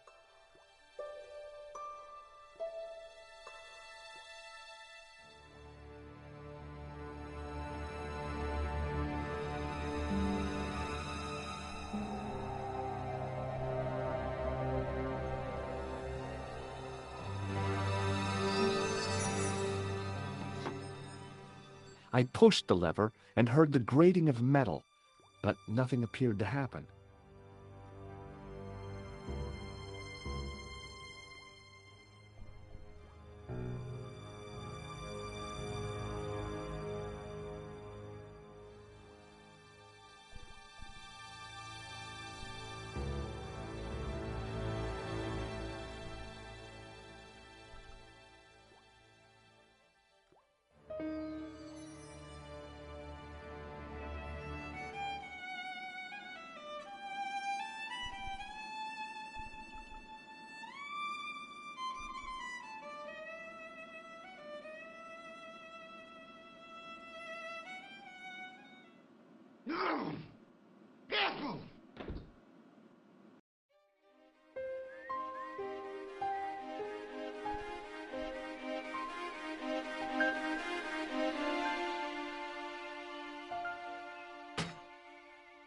I lifted the trap door, and an overpowering smell of stale beer rose from the cellar below. I looked down on a stone-tiled floor, way too far to jump.